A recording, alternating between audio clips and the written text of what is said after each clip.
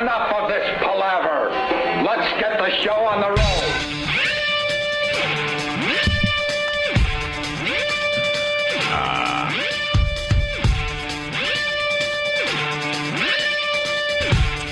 Good morning.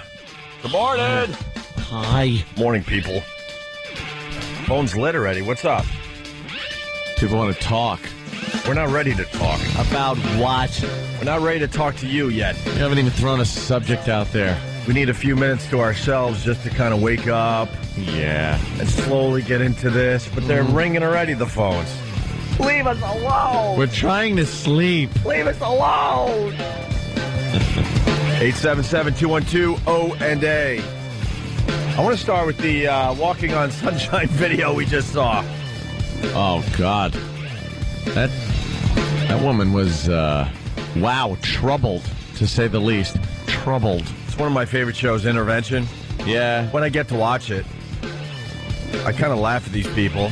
Yeah, a bunch of real screwed up people and their friends and family decide, hey, it's time to get involved. Yeah. So they get a hotel room, bamboozle the people with the problem into coming into the hotel room, and there are the cameras and the family, and then the people instantly know, uh-oh.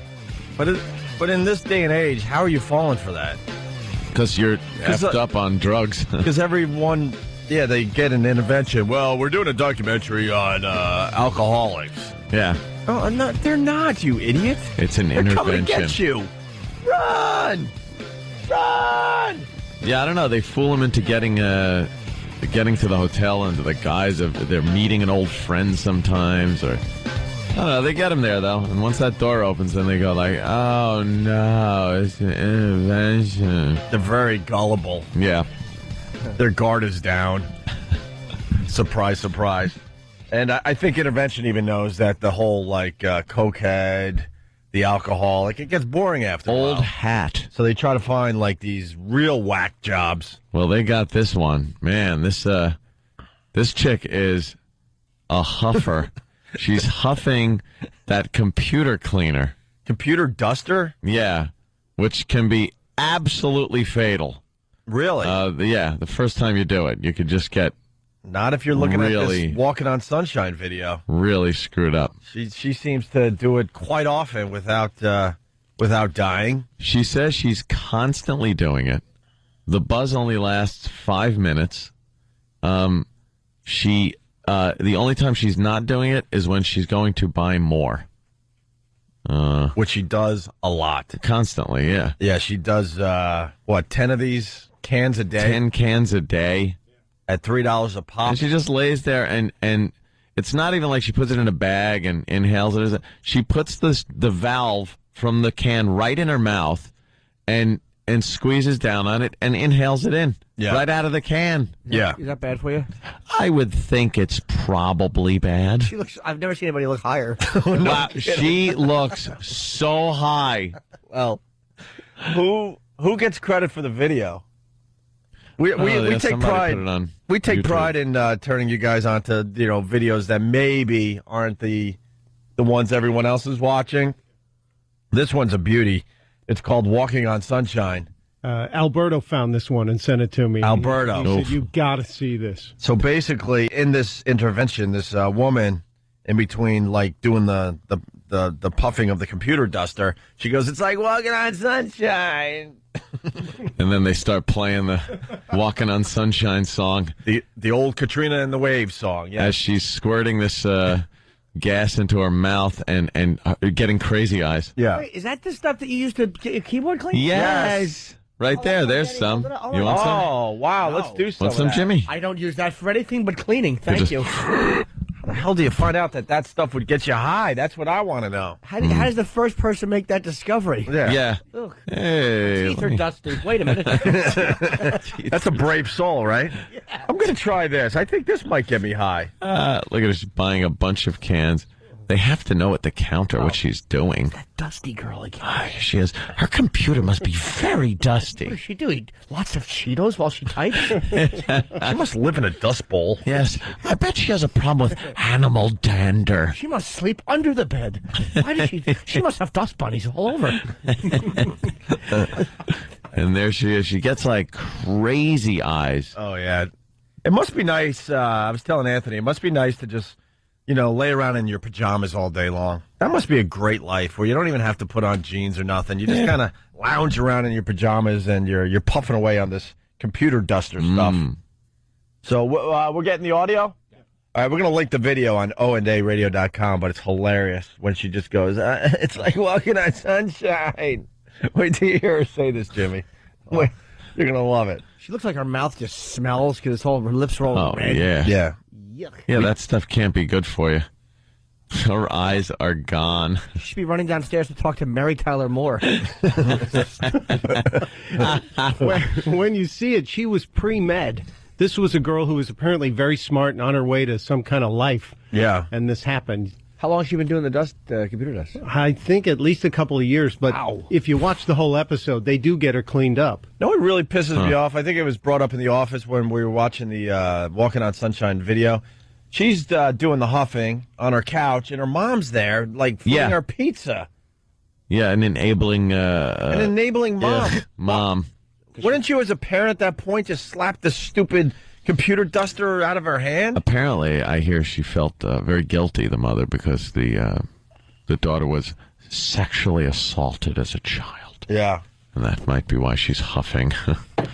Oh, wow, trying to dust out her mouth. Yeah, trying to dust out that chlorine. Clean, clean, clean, clean. Make me pure again. So, Make me clean. I can't get clean. We're going to have that audio in a few minutes. The boys are working on it. But we got some props for Jimmy coming in. Let's say hi to Bill in Florida. Bill. Hey guys. Jimmy, I heard you on Fox News Red Eye show last night. Oh. Oh, thanks, man. Thank you. Dude, crack me up, man. Hey, are you going to go on there again or not? Yeah, they have me on twice a month. They're very cool, man. They're very good to me there. Right. I hope he came Take with it me. easy, I man. didn't even go alone. Yeah, I went to the taping last night. They love Jimmy over there. Do they edit any of that stuff out? Jimmy was saying some outrageous stuff, and I'm sitting there going, "There's no effing way Fox News is going to allow this on their air." At night they're allowed stuff because You had a great Greg Louganis joke, and I'm like, "Oh wow!" I wonder what that was about. Well, they were talking about Michael Phelps and how Michael Phelps decided to go on the box of Frosted Flakes, right? Frosted Flakes. Instead of Wheaties, and there's people outraged going, the kids, they're going to think that Frosted Flakes is healthy for you. Let me tell you, it's a lot tastier. Right. No one eats Wheaties, which I think was brought up on the show yesterday. Everyone talks about being on the Wheaties box, but you can't find a person that actually eats this stuff. Wheaties stink. Yes, and a lot The of name stinks. Wheaties. Yeah. Think about it. Wheat. Right. But these are Wheaties. Wheaties. It's fun wheat. Yeah, it's like action figures that are wheat. They're terrible. Yes, Wheaties. Can't we take some of your lines from Red Eye and just replay them on our radio show? That would be a good plug for the TV show. Yes. My cereal is Weenies. And it starts. Yeah, of course it does. Of course it does. I'm sitting on sunshine. He's the person I've met. Steve, what do you think of that? No. Bring it. Not this early, no, please, I'm doing guys. Steve. I'm doing Steve. Okay, good. I'm doing Steve's improv. Steve, what do you think of sunshine? I like brightness. That's why I don't talk. Yeah, we get it. Yeah, at night I think you're allowed to get away with more. I mean, first of all, they're cable. God. They're not regulated by the FCC. Yeah. They all self-regulate. Yeah. But at night, it airs at midnight West Coast, I think, 3 in the morning here. Oh, Give a then lot of leeway. please. Yeah. Where are the children? They got a nice vibe, and the host seems pretty cool. We got to get him on the show. Yeah, they love this show. What's his name? Greg something? Greg Gutfeld. Yeah. Greg. Yeah, he likes to laugh and likes to have a good time. He's a good host. And Jimmy just kills. Oh, thanks, man. You're a big get for that show, man. Jimmy's kind of funny. I've done it many times, so it's like I got the vibe down. Because at first it's kind of hard because it moves pretty quickly. Like from person, he tries to keep everybody involved. And, Yeah. No, he Once seems you do to. it a few shots. He seems to really, really love you. Actually, a couple pictures I took last night are up on ondayradio.com. You can check those out. Last appearance of the stash. You don't have your mustache today. No, look, I it's gone. told you to keep it. How do you not notice that? I go to Jimmy on the way home from Red Eye last night. He goes, "I'm going to shave the mustache." I'm like, If you went on TV with the mustache, why can't you like humor us and come into the radio show with the mustache one more day so I could get another picture of it? Couldn't do it. I started to trim it a little bit, and it just got like a little too weird. I'm like, start over. I'll start over. I went with the old Adolf. No, I couldn't do that. It's always fun. No, I told him to do the reverse Adolf like Merle did. I think his name was Merle. Merle from G.G. Allen. Oh, right. But I started shaving it just to trim it because it was much more on one side. And it was like it was hurting to shave, like ow, ow, ow, ow, ow, ow, because it was like long hair. It was like long hair out of your face. No, I know. And that's why you need like an electric shaver to. You need the groomsman. No, what was funny was Jimmy shows up, and there's the other panel members, and you got the makeup artists, and you got producers and directors, and Jimmy looks at me, and goes, "No one has noticed that I got this awful mustache." No one will tease me. I think they want to make believe they're not seeing this awful mustache on his face, and then Greg, the host, comes in and just openly laughs, and Jimmy goes, "Finally, someone gets it." They won't try to be polite. Right. He walked in and laughed in my stupid face. They kind of respected it. You were a prop comic for like a week. I really was. I had blueberries in my mouth. Let's go to Matt in Georgia. Matt, how's the war going? What's up, boys? Yeah, the Russians said they're pulling out, but not they're fast still enough. there, Matt? Yeah, are the Russians still there? Yeah, there's bombs going off all over the place, man. It's crazy. Yeah. What part of Georgia you in? Northeast. I'm actually driving to Atlanta right now. In this yeah. We have an Atlanta Russian tanks. We have an Atlanta in the United States as well, which is very strange. In our Georgia. In our Georgia. So hang in there. Yeah. Watch out for the Russian tanks. What do you got today there, Matt?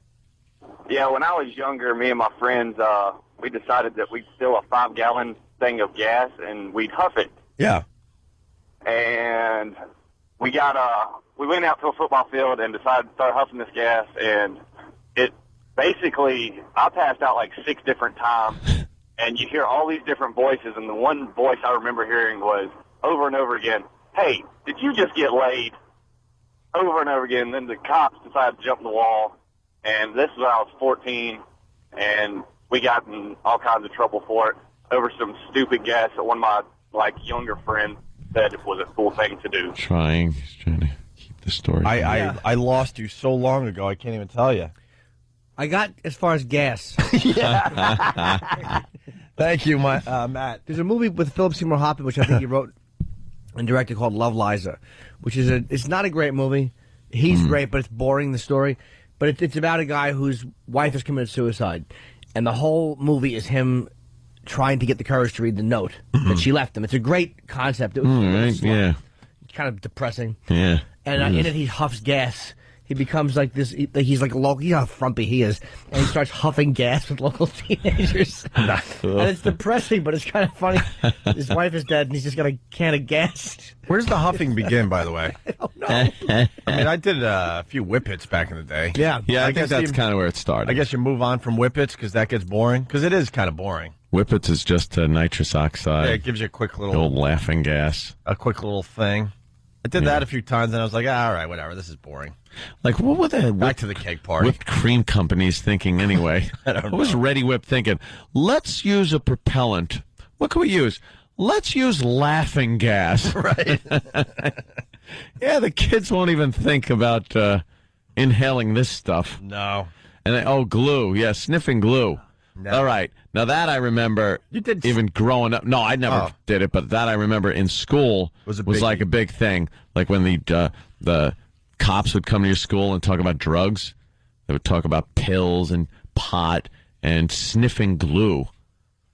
Sure, sniffing glue might sound like a good idea, but then you start putting babies in microwaves. Really? Mm-hmm. Yeah, putting the glue in the bag and... It happens. Had to be rubber cement. Elmer's doesn't work. It just smells funny.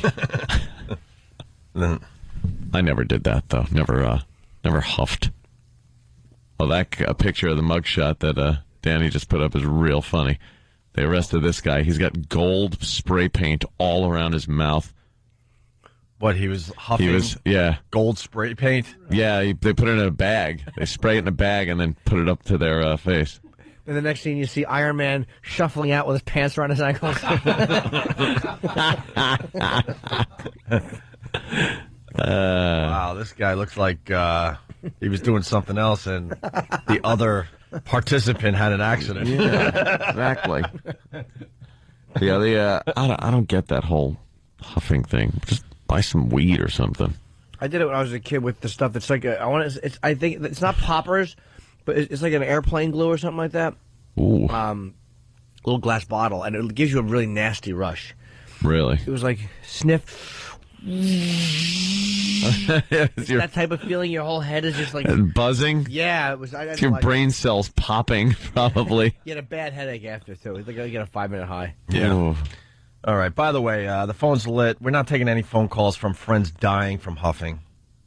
It's too depressing. Not going into a goddamn death dedication. Obviously, people die from doing this stuff, but the Walking on Sunshine video, which is going to be up on onaradio.com, and we'll have some audio clips. Hilarious. It's there. Oh, it's already there for your viewing pleasure. Hilarious. We'll have a couple clips for the radio show too, because this woman makes me laugh really hard. I don't really give a crap what happens to her. She's just a mess, and it's fun to look at. A true disaster. Absolutely. Hi, E-Rock. Hey, Rock just came in with something. Someone's back out to work quickly. I like the hustle, kid. What do you got? Just two quick clips of her? That's all we're doing? The rest is coming. Oh, the rest? All right, we'll give them a taste. A little taste, and then we'll have more after the break. But this is Allison, who, huffs the computer duster 10 cans a day. Wow.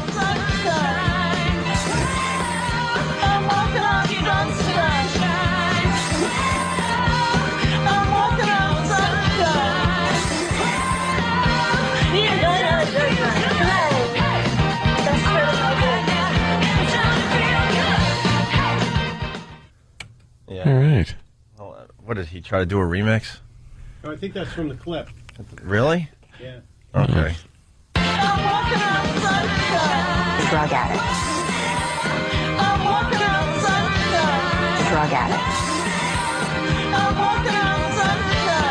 Drug addict. I watched that whole video, and I don't remember that part. I really don't either, but whatever. It's and that sniffing you hear is Allison. We didn't put that in the clip. Yeah. She goes, "I'm walking on sunshine," and then the next sound you hear is she's spraying it in her mouth. Yeah. Yeah. Yeah. She did 10 cans a day? Yeah. She was just laying around in her PJs, playing with her cat, just doing this over and over and over again. How annoying is it when you go to buy some computer duster stuff and you can't find it? It's gone because this creep has to inhale it. Yeah, I have to get like bagel chip shavings in my computer keys. She can't get off the dope. How much attention do you need? Something tells me Jimmy Norton's probably got to spray out the potato flakes he leaves in the... Yeah, spray putting on potato flakes. Easy. How much attention do you need, though? That's such an attention thing. And then you as, like, a sibling, you have to be there for the person. Go away. Kill yourself. It's all the same. I care so much about, do you understand you're dying? You're killing yourself. Yeah, you got to play that role. Why? Feel sorry for anyone that has to play that role. Because deep down, you're like, oh, just kill yourself. Enough already. Well, guess who's in the hospital again? All right. Yeah. She's starting her courageous battle. I guess it's my turn to go to the ER. I'll be right there. Inconvenienced themselves. Canceling plans. I'm not a fan of that, man. And then the rest of her life she's got to spend with a filthy computer keyboard because she can't be around any of that stuff. Right. She'll have to take a napkin and curl the edge of it, and dip it in water, and then clean it individually. And then go in between each key. That's what you get, junkie. She has to go old school. Yeah. Yeah. I love those. Whoever invented those, by the way, really deserves just something. I don't know what they deserve. It's too early. It's too early, but they deserve something. A commendation of sorts. All right, we're going to take our first break. 877-212-O&A. You're listening to Opie and Anthony. Good morning. Welcome to the Opie and Anthony Show. If you're just joining us, some late what? Risers? Late. Yeah. Yeah. Whatever. It's a weird day in the news, man. Ricky Martin had twins? What? Really? What? What is that about? So the three of them are in bed. And it's the only way that could work. That the old turkey baster. He became a father of twins from a surrogate mother. What is that about? Oh, yeah. Oh, surrogate mother. I was right with turkey baster. Yeah. Surrogate mother. Why can't people just say it? It's so obvious what's going on here. What? I don't know what you mean. Yeah, you say it, you get sued for a lot of money. Do you? I think so. What is going on with... And then Clay Aiken had it. What? People do bring these gentlemen's sexuality into question. I didn't say the anything. fact that they have babies is a little odd. Throws people off the scent. The scent. You start smelling Mo, and like, you're like, Well, I guess I was wrong. He had twins. Oh well. Nothing to see here. We'll move on. Wait, is this giving? Could you play that song again, Danny, for 1 ooh, second? dun. This is you. Oh, you can't really say anything. But you can say, "Oh, this is a good song." There you go. That's all. Yeah, that really is just That's a the little mating weird. call, that song. Oof. So he became a father of twins, and he's going to take a year off to kind of raise his I don't know if they're two boys or one of each. I have no idea. Two boys. Off. What's he been doing? I haven't seen Ricky Martin in Yeah, really. I think he's still famous somewhere, like in the Latino countries or something. I don't know. I heard he lives in the Time Warner building. Maybe we'll bump into Ricky. Congratulations on the babies. And then Clay Aiken, with a 50-year-old or something. What? Yeah. What? Yeah. What? Yeah. What? Clay Aiken decided to have a kid with a 50-something-year-old woman, Does he really think that's going to throw us off? And why? Out here in the suspicious world? We're suspicious. Let's just say you're a guy and you don't like women. Yeah. You prefer the company of gentlemen, but you want to have a child. Why would you pick a woman that is not in her childbearing years? I don't know. You know, what does he want? A little, I don't even know if he... little mongoloid? I would say that some of these people don't even want the child. Really? They want to make sure their career continues. Oh, so you're thinking that just throws people off the scent, like you say. I think for some people, yeah, that's what they do. And maybe others, yeah, sure, this is a way of having kids, even though you're not into the quote normal lifestyle of a man and a woman and having a kid. So you're thinking like a lot of these Midwestern rubes wouldn't like him if they found out he was... Well, I don't know in his case, but I think it's something that some of these Hollywood types consider. Absolutely. Oh, yeah. Absolutely. You had, but then you get people like Ellen DeGeneres going, screw the Midwest rubes. I'm doing this. Yeah, well, everybody knew, when she came out. Yeah. It didn't seem to affect her, though. She is such the man in that relationship. We saw the picture yesterday. Oh, she married Portia de Rossi. Who had a fine wedding gown on. Yeah, she was just like a bride. Looking like a really hot bride until you see what she's holding on to. She is holding on to Ellen DeGeneres' hand, and Ellen is wearing man clothes. Yeah. At these lesbian weddings, one of them's always got to be the dude. And you knew in that relationship it was going to be Ellen. So why does it have to be like? Why can't they both be in wedding dress? Yeah, you're chicks. Because in these relationships, I'm all confused about this stuff. One is the guy. Yeah, but then it's a guy-girl relationship. Yeah, without any of that pesky genitalia to get in the way. But I like to think that they're both in hot freaking wedding gowns. And the honeymoon is nothing but scissoring. A weird little scissor move. Do you pack the special belt for the honeymoon? Yeah. What kind of goodies are you pulling out of your honeymoon bag? All right. This clip goes here, this strap and buckle. How do you work this thing? And then you got Obama's half-brother. This story is just amazing. This is this started breaking, I guess, late yesterday, but They're finding Obama siblings all over the world, it looks like, no? Maybe not all over the world, but certainly in Africa. Outside Nairobi? Nairobi. They found Obama's half-brother. He lives like a recluse. His name's George Obama. And how much does he live on? $1 a day or something? $1 a month. $1 a month? I'm George Obama. I'm your density. Laughing from inside. Yes, George Obama. Barack Obama wants to live in the White House. Here we go with the hacky. No. But his youngest half-brother lives in the poorhouse. Ah. Ho-ho! This is really going to rally the Midwest behind Obama when they show his jungle brother pretty much in a hut. In a country that apparently, during the elections, people get hacked apart with machetes.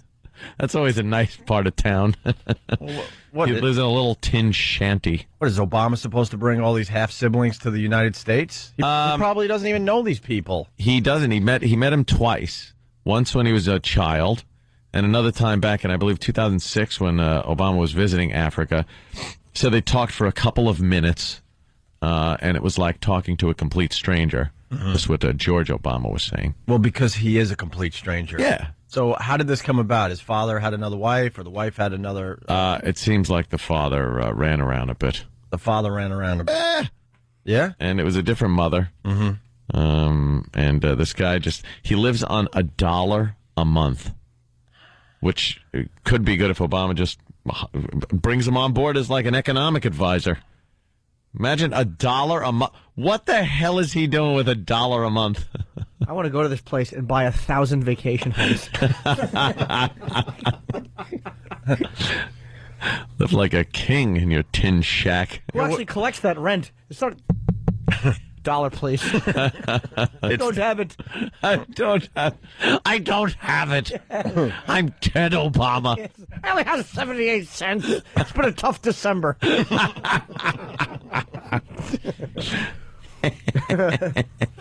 So I'm sure the Republicans are loving this one today. And McCain has a lead now, right? Yeah, McCain going up in the polls. Obama kind of taking a little dip. Speculating that he might get a little more momentum once he announces his running mate, who everyone is still saying is Joe Biden.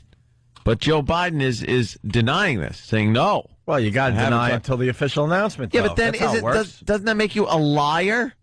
Like, if they announce that it's Joe Biden, and he goes, I am the vice presidential candidate, blah, blah, blah, then you can turn around and go, he was lying when he said, I haven't spoken to anyone, I don't know anything, I'm not the guy. Then you got to call him a liar. I think the vice presidency in this case is very important. Oh, yes. You got one old guy. Right. And then you got one guy that people are going to be thinking maybe the vice president is going to be very important for, just in case anything happens. I don't remember in past elections, paying attention to who they were picking for the VP for the most part. Yeah. Except for that lovely man, Stockdale. Stockdale. Why am I here? Who am I? Why am I here? It's a question, not a comment. But it seems very important this time around who the VP is going to be. I'll tell you why I think he should go with John Kerry. Because Hillary, I just don't think. Look, it's too different. This country has never had anything but white guys. It's just too different a picture to have a black president and a female vice president. That's reality. But John Kerry's dirt has also all been uncovered. When he was running for election, everything he has to come out came out. What are they going to hit him with? That hasn't been uncovered. Yeah, it'll be like, ho-hum. Yeah. His war record again. Big deal. No one cares. That. Yeah. But it's also ho-hum for him. He's dull. He is a dullard. He's got no charisma. No. I don't know. And again, like you were saying, the whole politics, business as usual thing. Obama has just been talking about this big change and how he got to change the way Washington works and change this. And then he just goes and gets some politician. I don't know.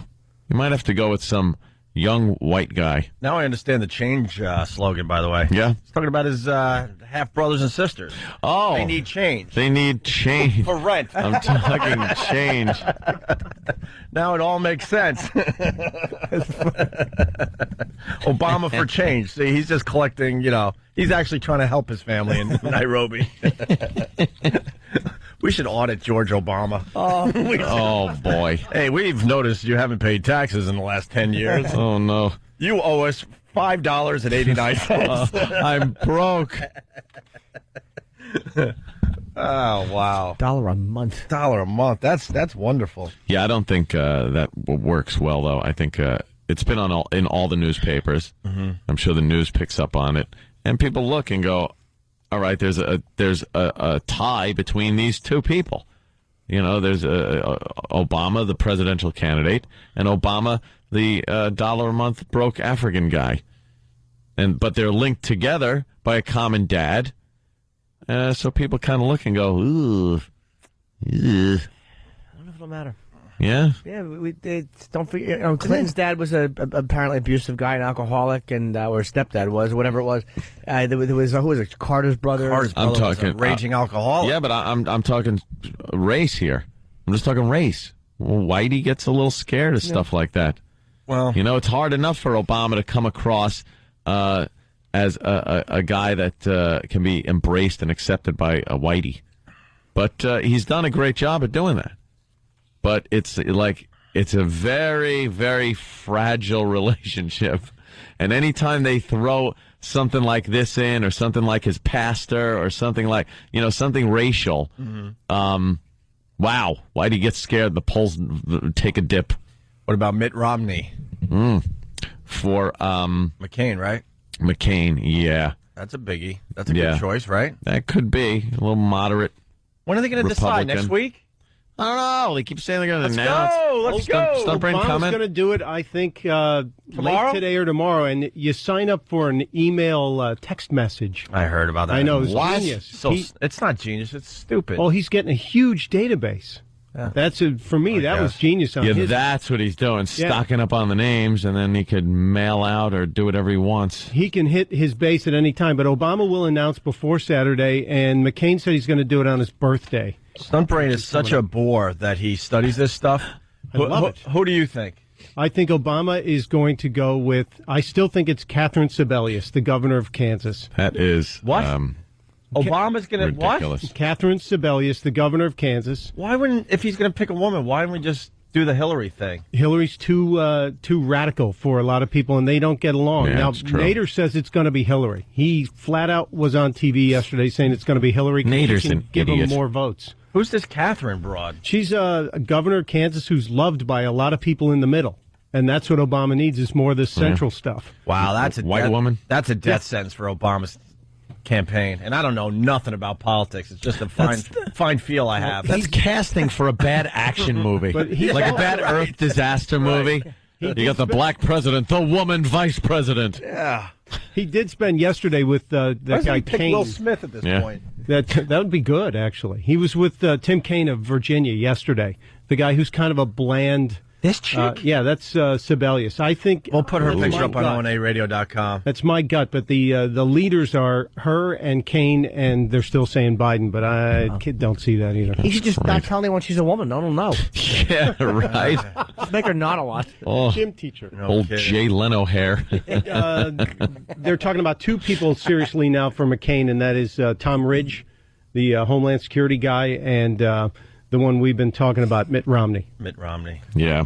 Oh, my God. What is Obama doing? I agree. He needs a name, man. No one knows this broad on the East Coast. You may not need her to be known. You may want the heartland. He's so well known across the country. He may just need to win some of the red states. Anyone else notice that they haven't figured out the women business suit? Oh, I know. Like women who are like high up in companies, they just haven't figured out how they're supposed to dress. The pantsuit. It's the same thing. They wear the same outfit. It's an awful look. It's those pants. Like they're trying to compete with the business suit, and it just falls short every time. We were doing the little walkover yesterday when we were going over to XM, and or Sirius XM, excuse me. We were doing our walkover, and I saw this young woman, and she's walking, and she looked very attractive, looked like she probably had a nice body on her, but she was wearing this abysmal business suit that just flattened her ass out, showed none of her upper attributes, and it just covers everything up. And the material's just awful. It was like tweed or something, and it's warm out. She's wearing tweed. Ever have to remove a pantsuit? Never. Me either. I was just asking. Just buttons and clips and zippers. Oh. Let me take those smart slacks off. Yes. You remove the pantsuit hoping to get to the goodness, and there's never any goodness. Just something, a vest under it. She's wearing a vest. Pair of pantyhose. Oh, yeah. Pantyhose with some kind of a tummy shield to hold in her tummy. We do pantyhose. We do politics like no one else out there. We're brilliant at this stuff. Pantyhose stink. They're terrible. And literally, they just stink. Yeah. Well, yeah, you're There's sweating. no way in you them all day sweat long. in them all day long. Ladies are just sitting in their cubicle wearing their pantyhose. Well, they might kick their shoes off under the desk, but the seams on the tips of those the feet on those pantyhose, PU. Horrendous. I don't, guys with pantyhose fetishes. I don't get it. I like thigh highs. We all do, I think, guys, right? I like leg warmers. You've worn thigh highs? No, I like them on a girl. Oh, I've worn. no. Jesus. Like, what is that? Hey, really fast before we move on, and now it's coming out that kid is John Edwards' kid. Oh, yeah. With that bimbo. John Edwards, a naughty boy. Like, I understand, like, you know, people are going to cheat and all that. And here you are. You're so close to, being the president of the United States of America. Let's remember, he was one of the guys that people were like, well, maybe it's going to be Edwards. And then, obviously he wasn't going to be the president. But then he was being considered for possibly the vice presidency. And he's spilling poison, let's just call it, all over the place. Yep. Why wouldn't you, like, at least make sure the poison is contained? I don't get that. He bangs the way I would. Right. It's like you should be thinking of other things. Yeah, you're a comedian, on the other hand, and he's a politician that's looking to be. How do you do that? You're in politics. Your whole career has been based since probably early in your schooling has been based on becoming a politician. Part of which is keeping your reputation intact. So how do you do that, like Elliot Spitzer, and just throw your career away? Because that's pretty much a career ender when you're doing stuff like that. Yeah. Hookers or getting some woman pregnant while you're married. That's a career-ending episode. Look, the guy wanted to get a piece. All right. But why are you taking that chance? Yeah. Because not only, I mean, his political career's over. It's over. What is he going to do now? Yeah. Done. Politicians, it's a weird thing. You got to, and they all seem to have these skeletons in their closet. Mm-hmm. You open it up during the election time, and boy, the things that come spilling out. Well, because they're all obsessed with the power, which means once they get the power, which means that's when they get the woman. Which means they need something going on behind closed doors because they're powerful out in the real world. So behind closed doors, they need someone else to. So you think they don't like going home maybe to a wife that might give them a little crap? I don't know. You think they like the power that much where they can't even. At home, you wield all this power at work. You get home, and it's like, take out the garbage. Like, ugh, I'm going to go screw something. I know you use that one a lot. I really wonder if, like, there are wives out there saying, take out the garbage still. Yeah, there are. I know mine did. That Yours was a did? biggie for mine. That was my job. That and to vacuum the living room. Here we go again. I'm a radio star. Shove it. God, was that annoying. You had chores? I had chores. Oh, wow. I only ask a couple of things. Yeah? Did you ever tell her, well, what are you doing during the day while I'm being a radio star? Exactly. You didn't, did you? No. Yeah, of Get course. Beat up. Something. I don't know. No, it was... And Anthony definitely had to do vacuuming. Why did you have to vacuum? Because there were 4 cats in the house. But why would you have to vacuum? Wasn't my choice. Was that her idea of splitting the chores up? Like we both do chores. Yeah, I would vacuum. I also had to clean out the cat box. Ugh. You're not a. I mean, you like cats when they're around, but I hate what they do. But you're not like a cat lover where you're running around trying to find cats and stuff. No, I had one of those. I had 2 of those machines going.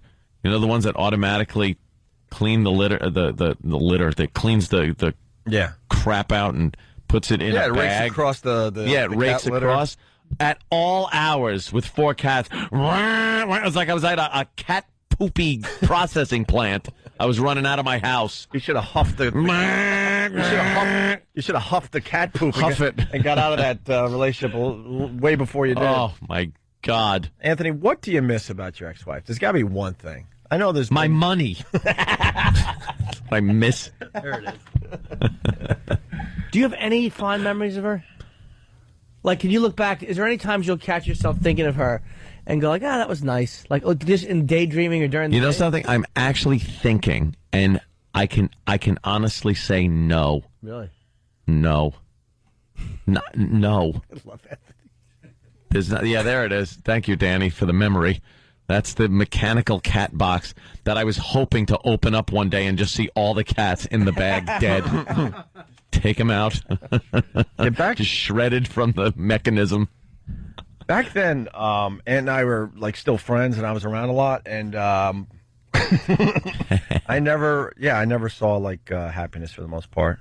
Oh no, that's why I was so addicted to video gaming. He was always fleeing to other things to just make it go away. Make it go away. Are you coming to bed anytime soon? No. I just want to get through the next 48 levels. I'll be right up when I'm done. Why would she ask if you're coming to bed anytime soon? I don't know. Because it was time. What? Maybe it was candle time. Maybe it was candle night. It was sexy time. Maybe it was sexy time. Whoa,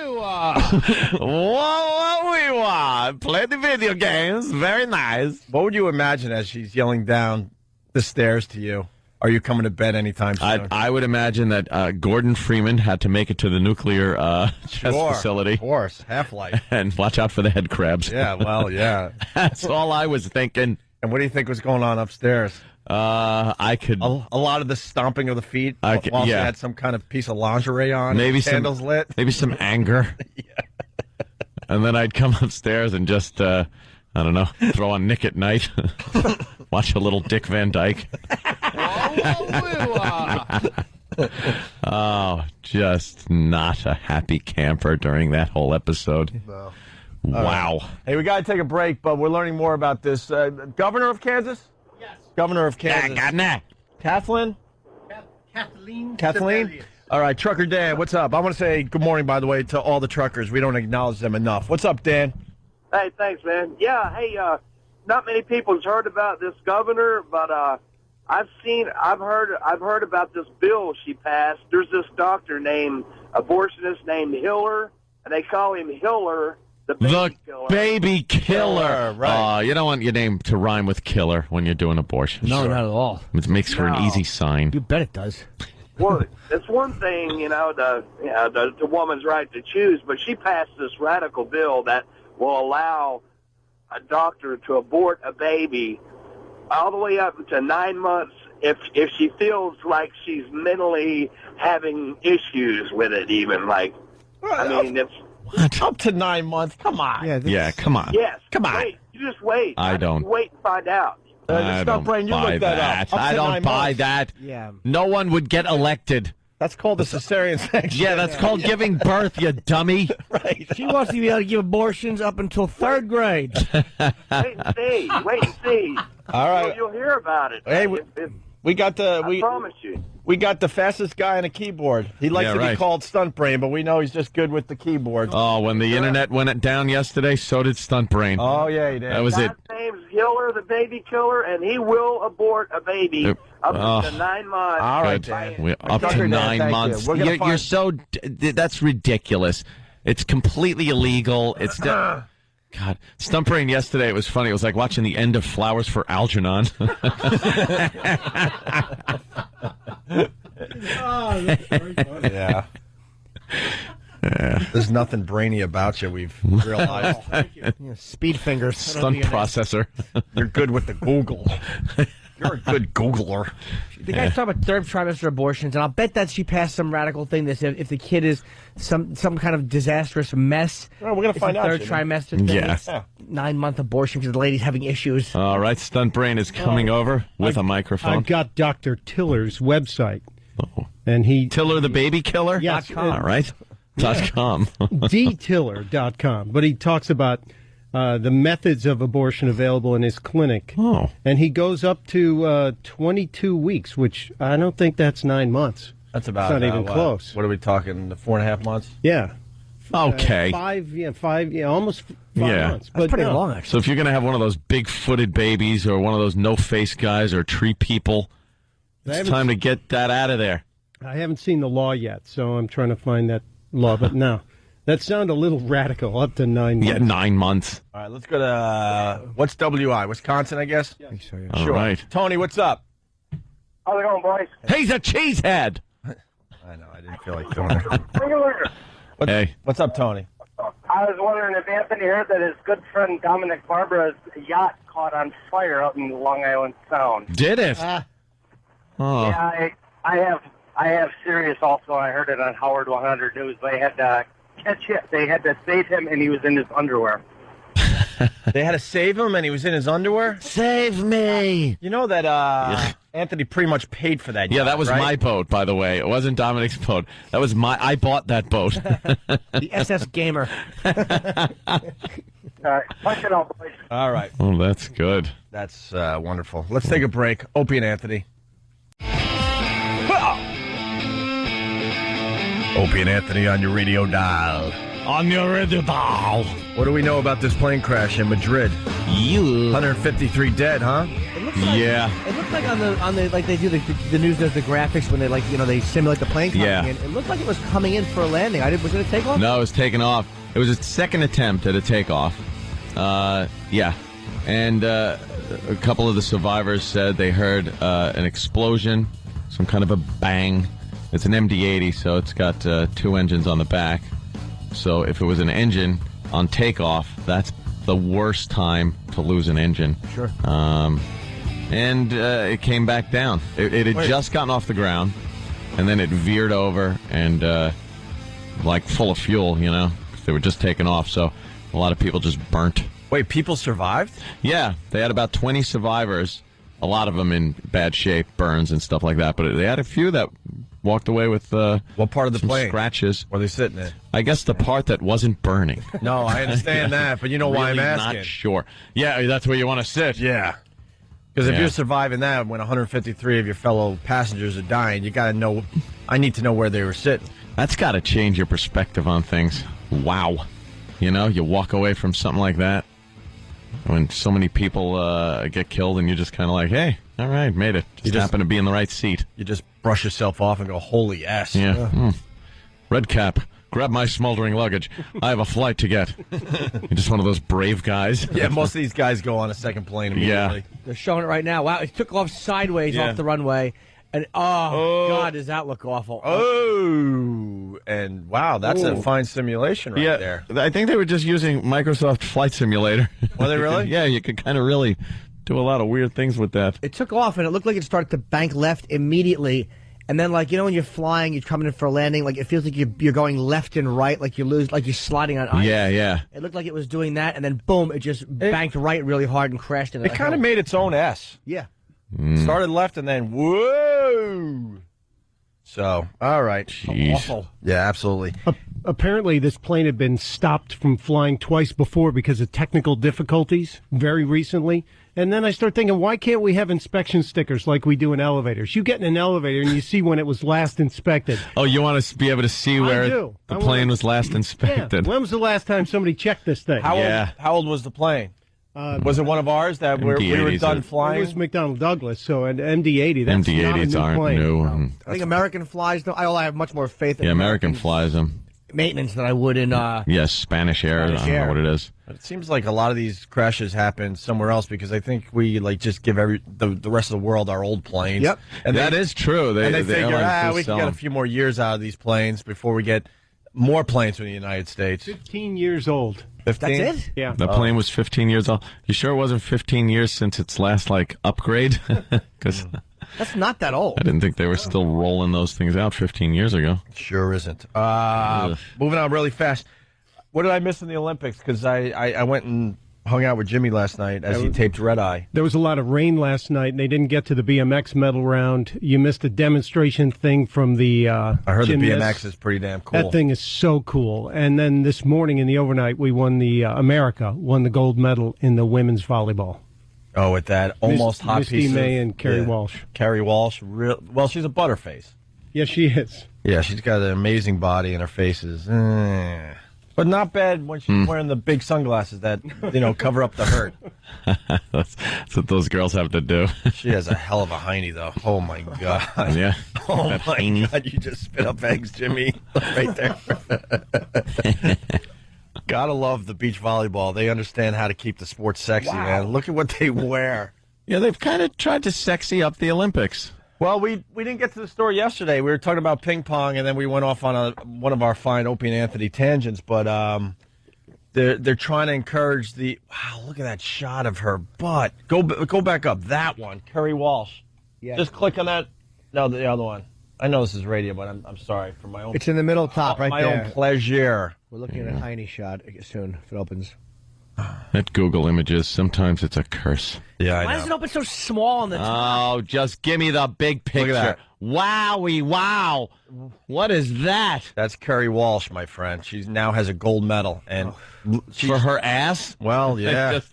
They give her a gold medal for her ass. She's got legs for days. I want to wear the bottom of that little bikini as a breathe right strip. She's 6'2", and she's pretty much there. Next Olympics, they're going to be down to thongs, right? Dare to dream.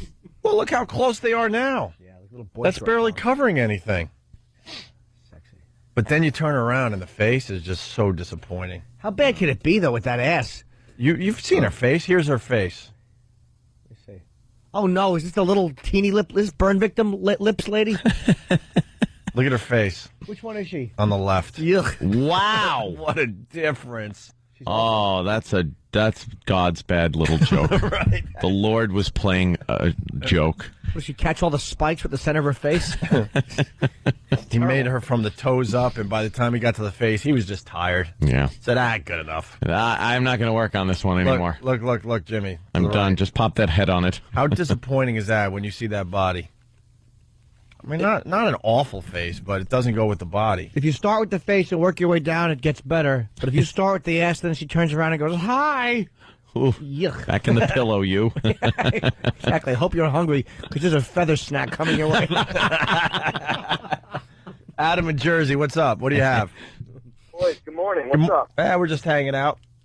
Sunbrain just totally glazed over the fact that it was pouring out when these chicks were wearing their white little uniforms. Oh, wait, really? He glazed over the fact, hold on, that they were wearing white bikinis?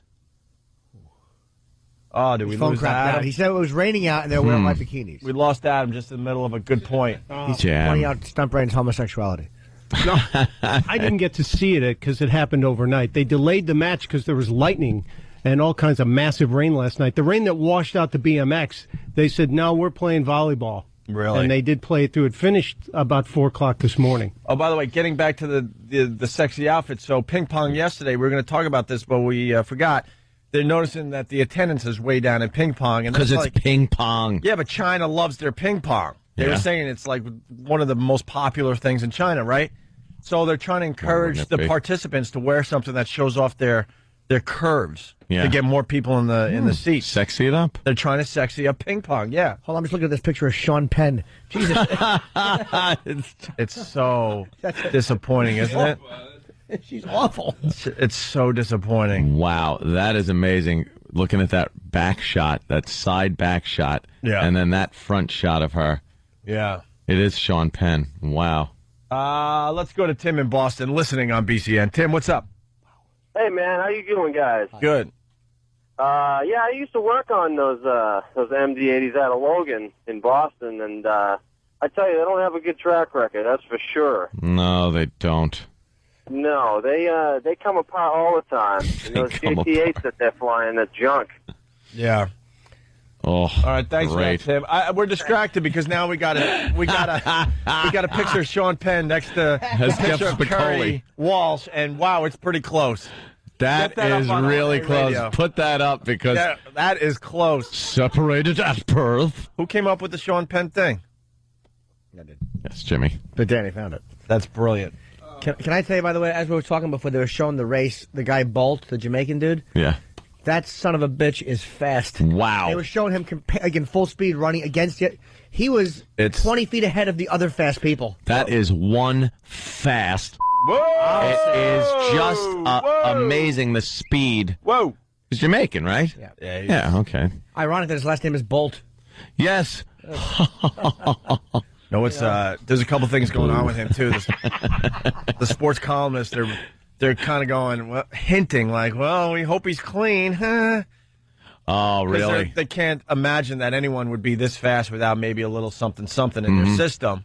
So they're kind of, no one's saying it, but they're kind of hinting like, is this guy being checked out? Because this is not normal. You know what? Watching him run, the stride he has, I don't know how long that is. How?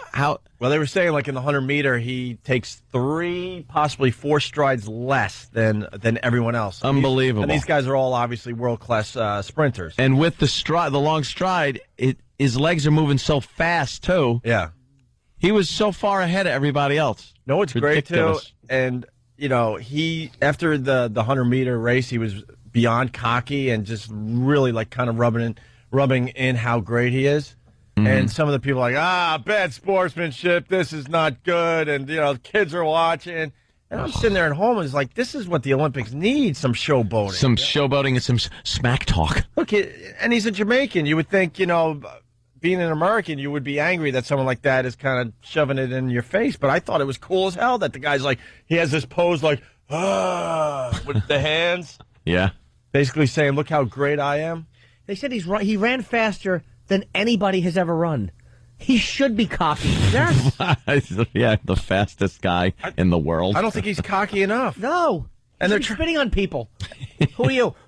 I ran faster than anybody has ever run. I wiped it off your face. And basically they're saying bad, bad, bad. And so he toned it down a little bit yesterday. Didn't tone it down. Don't tone it down, man. I love that stuff. That's what's missing in football. Yeah. All the showboating they're taking away from the game. I'll say this. These guys do whatever the hell they want out there on the field. You never hear black people complaining about showboating. Yeah. That's a white complaint. I'm a big fan of the showboat. Me too. Big fan. The touchdown dances and the sack dances, all that crap.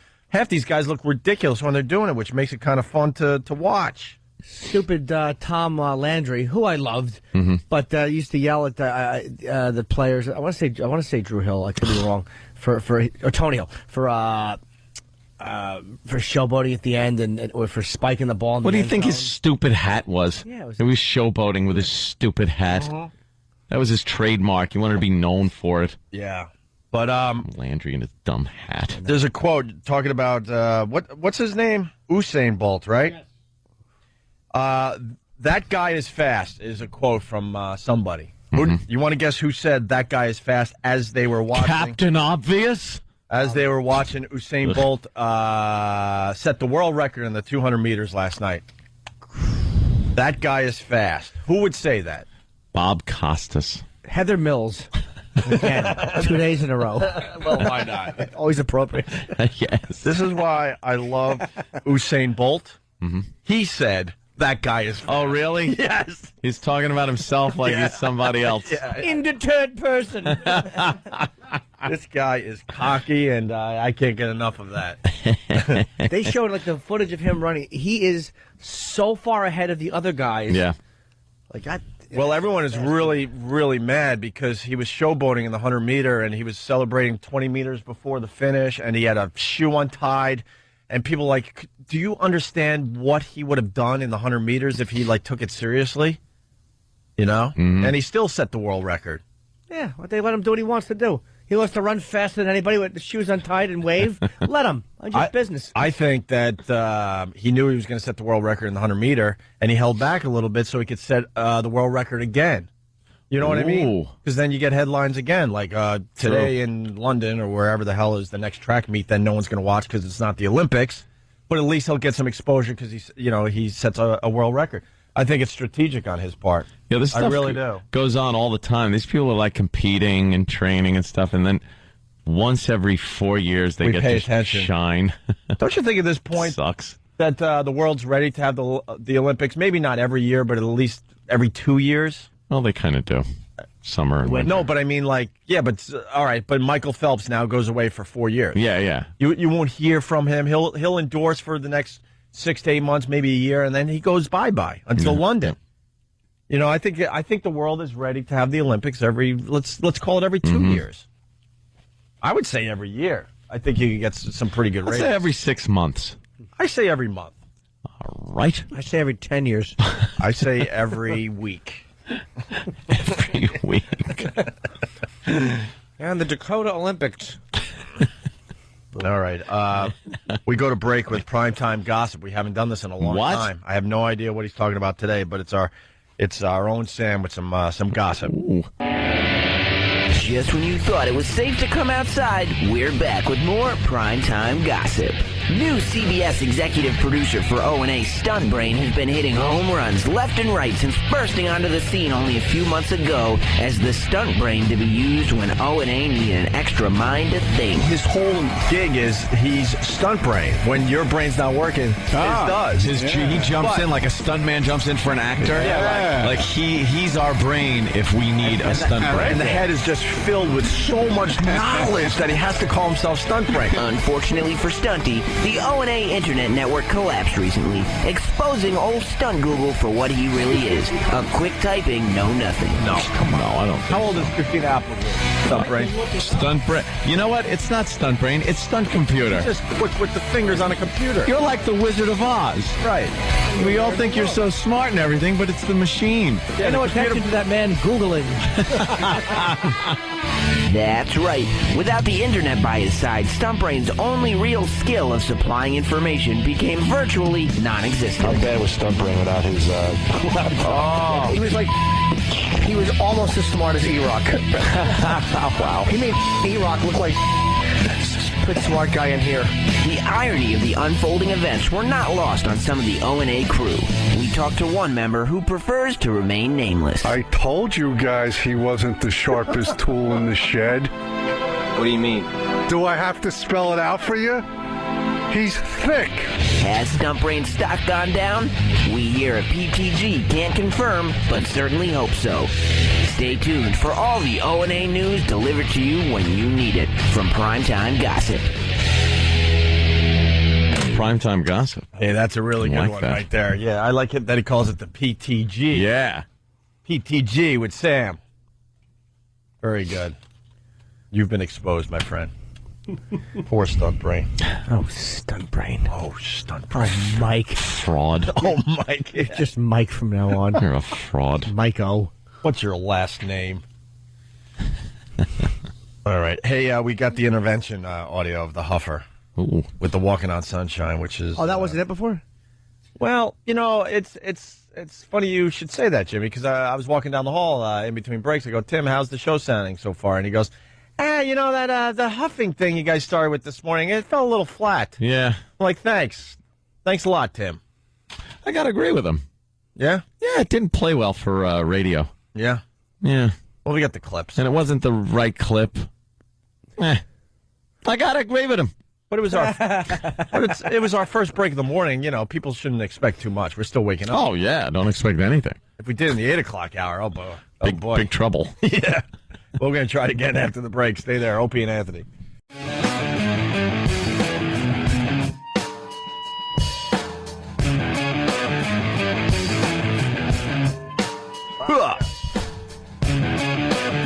What's up, peeps? Yo. Have we done the booyah today? Who wants to do the booyah? Jimmy, why don't you do a booyah for everybody today? Boo. Oh, yeah.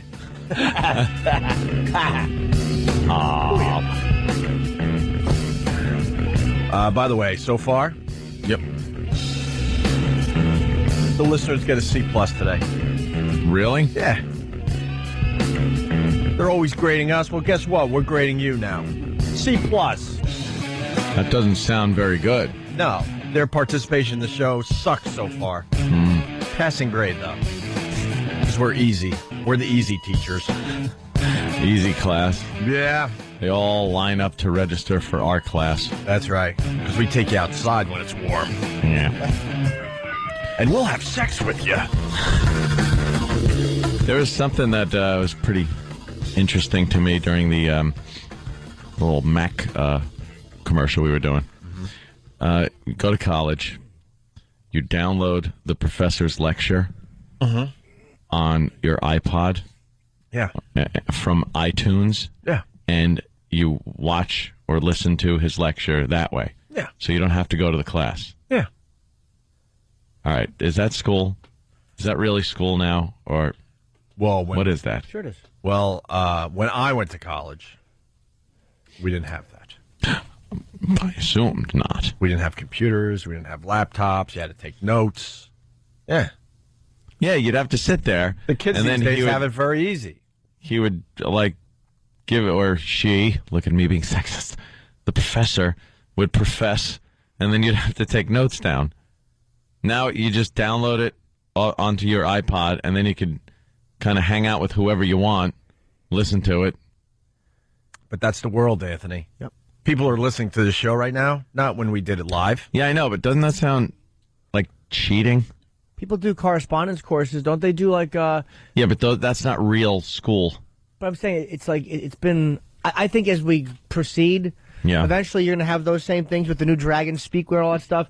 Just all of a sudden, you don't have to take notes anymore. It will just pick up the words and print it for you. See, but I assumed that part of the whole college experience, of which I know nothing of, was being in a classroom with people, taking notes, the ability to take notes, to listen to a professor, to have some kind of personal interaction. I thought that was part of the experience that actually helps you in life. I think it's a good tool, but maybe what the colleges should do is give maybe a half grade for the people that are actually coming to the classroom.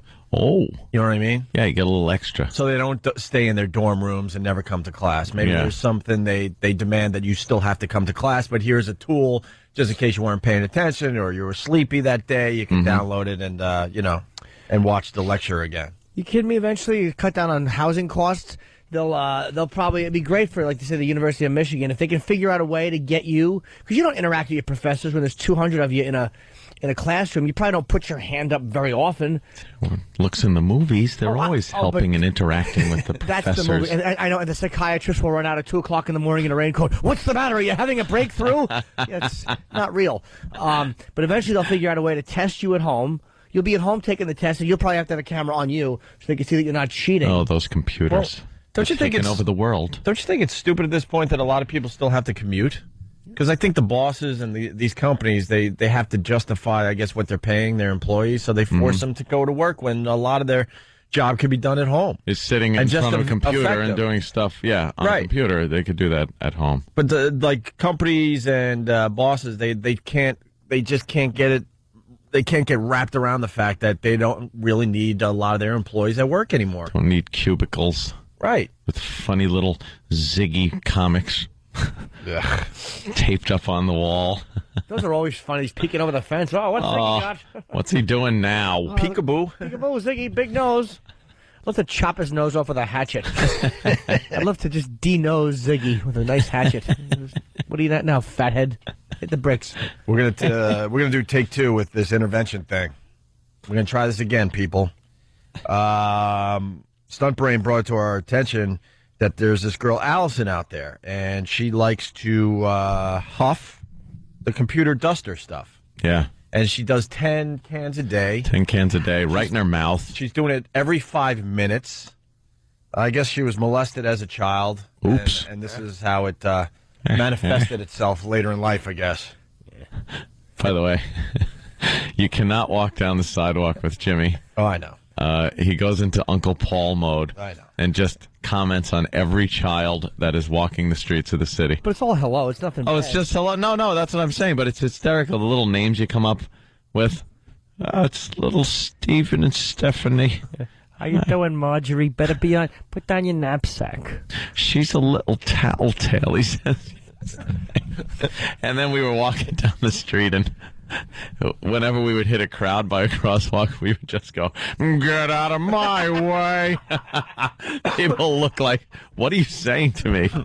He's singing "Get out of my way" to me. That damn thing is catchy. Get out of my way. Whenever anybody's blocking your way, that's all I do now. That whole thing started as a goof, but now it's so freaking catchy. It's fantastic. Yeah. Can we get that stuck in people's heads today, please? I can't stop singing it. I want it, because it really is. There it is.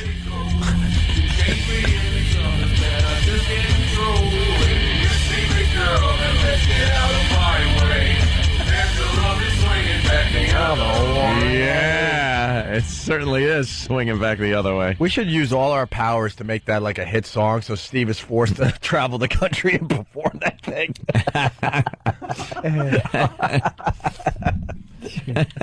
Make it huge. Yeah, in his dumb Lane Bryant dresses or whatever the hell he was wearing back then. Maybe on American Idol. Hey, let's try this again.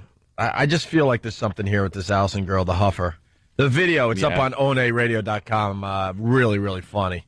Because, let's just play the first clip.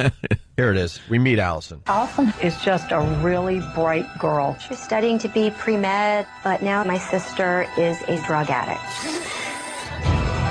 All of the chemicals that are supposed to be like cleaning electronics, she just inhales the whole thing in her mouth.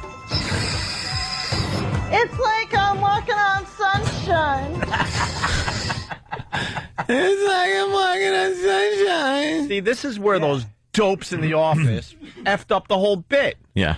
Because we needed this clip to establish that she said that. You know Look, what, Danny's Tim? just nodding his head in agreement. You know what, Tim? You were right when you said that it fell flat this morning. I apologize for getting mad that you actually critiqued the show in a bad way. No one knew why they were playing I'm Walking on Sunshine. You couldn't hear it. Right. Sam? Sam? I was cutting this up this morning, and Steve said that he was told from in here that we needed the Walking on Sunshine music video clip now. And I said, Steve, I'm cutting up the clips from the show now, and we'll bring them in together.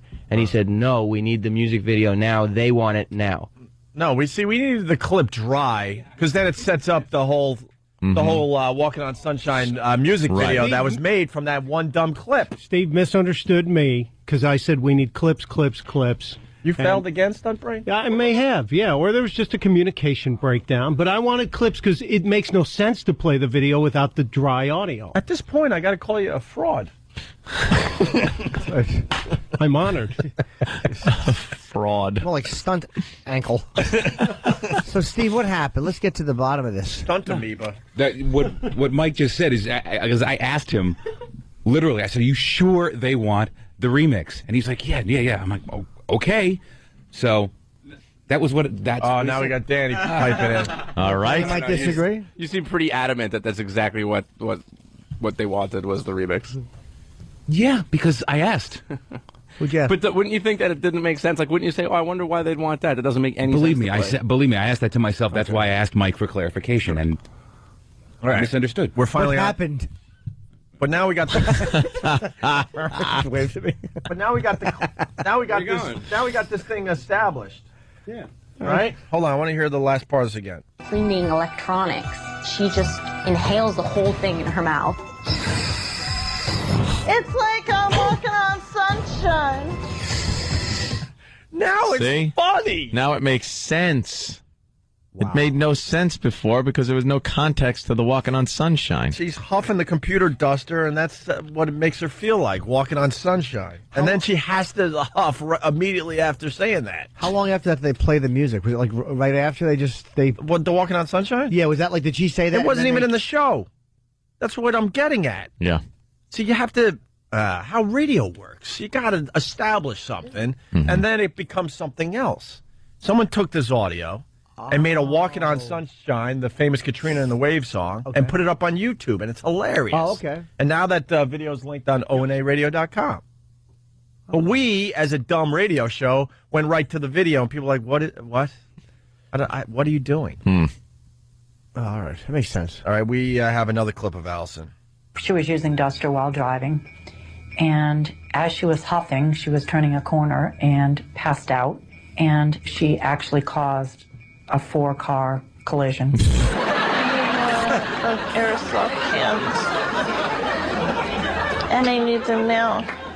We're gonna leave this instant and get it. I don't care if I sacrifice the life of anybody else. I need it now. You know, it's safe to say I'm going to be a father someday. Yeah. If I have one of these dopes, I'm going to just tell him, go away. Mm-hmm. I'm not going to be the enabler. That. How much attention do you need? Call it tough love. Hell yeah. The mom's there, like, eating pizza with this thing as she's huffing on computer duster. And to A&E, this is more freak show TV, by the way. Oh, yeah. They know this is going to get the people watching. We're not going to play audio clips of the alcoholic. We're going to play audio of this type of thing. We love peering in on people that are doing much worse than we are. That's what it is. And then you get the little brat demanding, I want my computer duster now! We're leaving now to get more! And there's mommy grabbing her purse and keys like, okay, honey, okay. Ugh. It's annoying. It is, right? Best way to stop that, get a can and cut a few farts in it. There you go. Dust away, dumbbell. Yeah. Well, here we go. More Allison. She didn't really have a father figure, and not having that figure in her life, I think, has really affected who she is. Wrong! How many people out there don't have a father figure in their lives and they didn't go into this computer duster huffing thing? Mm-hmm. Anthony didn't have a father figure for a lot of his life. No. You're not computer dusting, are you? I had some father figure in my life when I was in California. So for a while, right? Yeah.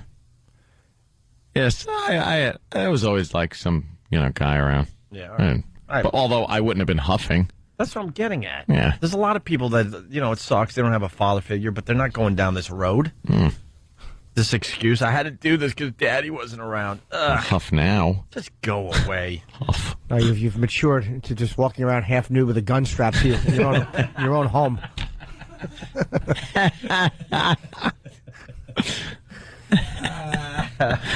Very nice. Yeah. Affected who she is.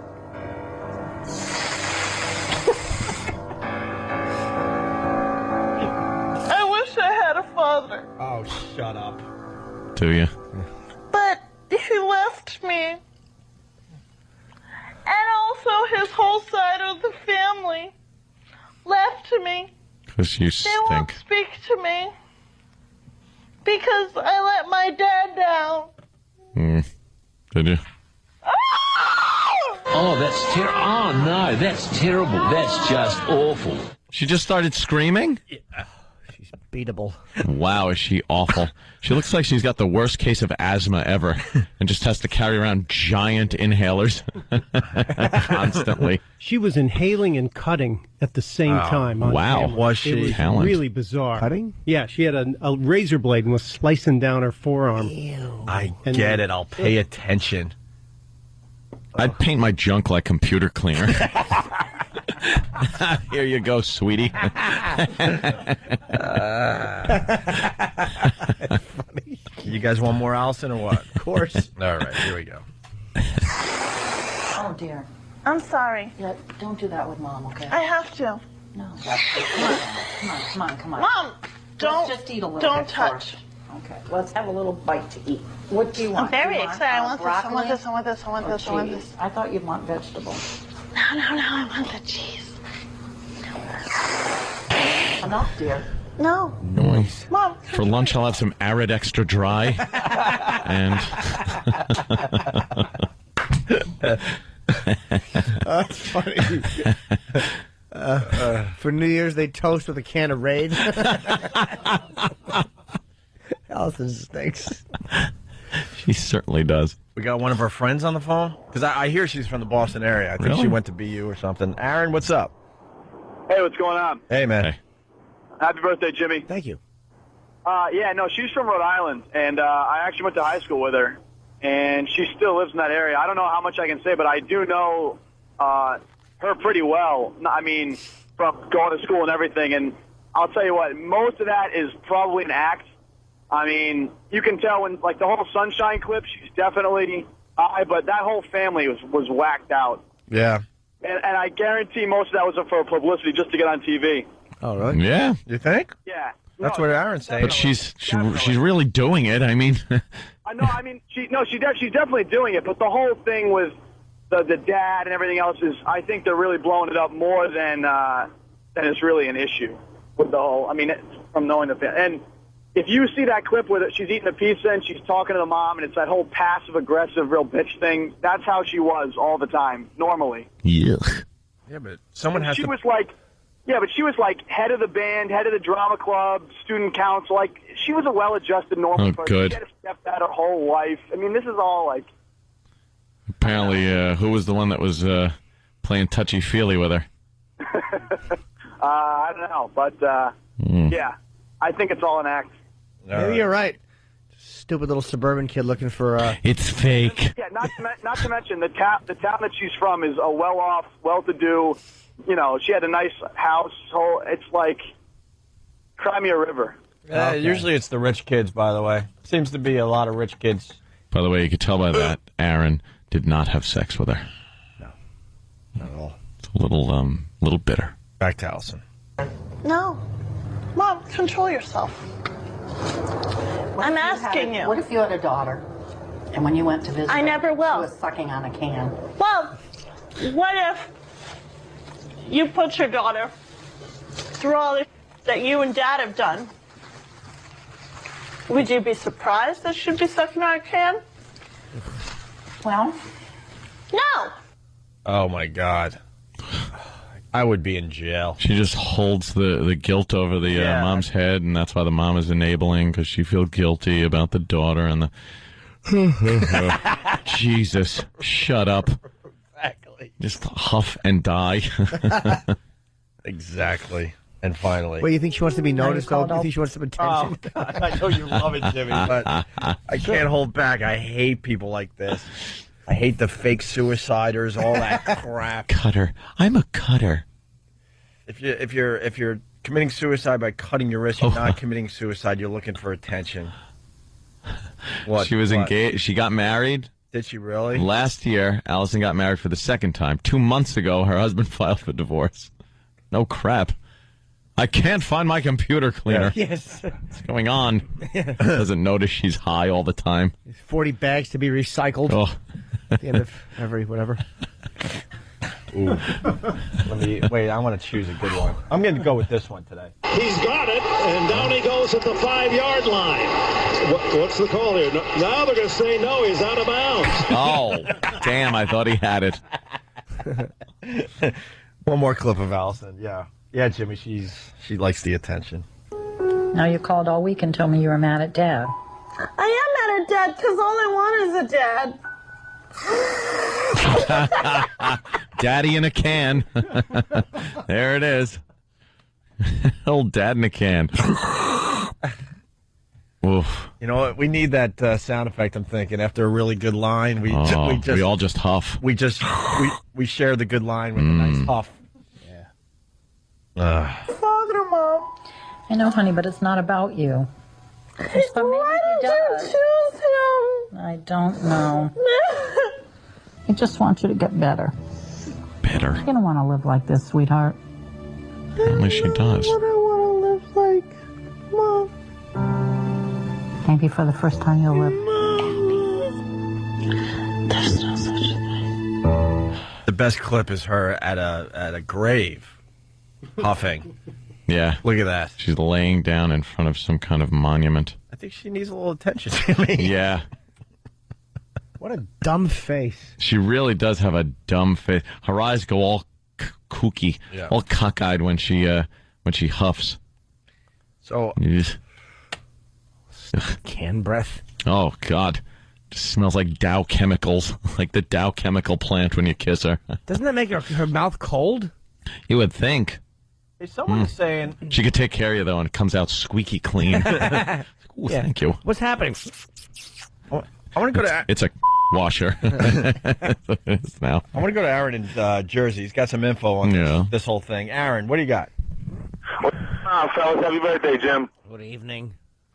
So it's a big joke. She's a little suburbanite kid. She's looking for attention. All Duster is a broke man's whippet. The only thing that's happening to her is her lips are turning purple. It's about 10 seconds of wow, wow, wow. So you're saying it's not addicting? I don't think it's addicting. I think it's just terrible for you. The pesticides or chemicals or whatever. Yeah. How in depth you want to get with the chemicals, but it's a poor suburbanite broke man's whippet. I mean, it's a joke. It really is. It lasts for about 10 or 15 seconds. I mean, I know hundreds of people that have tried it, including myself. You know what I mean? It's ridiculous. It sounds like a highlight reel from One Life to Live over here with her acting. It says that she was on the clip. She said she was dating someone who's 46 and married with 2 kids, and he pays her rent and gives her money every week. For this habit. That's kind of like a hooker. I kind of like that. Yeah. Electronics. She just inhales the whole thing in her mouth. It's like I'm walking on sunshine. Oof. Should walk in front of a bus. Tim took that line. Yeah. I bring it back around to Tim because he said, we fell flat with this whole thing earlier on in the show. He took that line and did a little something with it. I have no idea what this is going to sound like. We're going to Well, look, Sue is there to check on Allison and bring her some food. Yeah, Jimmy, don't get me started. Got to check on her, make sure she's okay. Yeah. He has another good line here. It's the huff and then that line from her. All right, hold on. Look at her bringing a dish. Sue's bringing a dish to check on Allison. All Make sure right. she's eating. All right. Can you put me together a plate? If it was all dust bunnies. Needy. I'm walking on sunshine. Right, you got that, and then here's a new clip.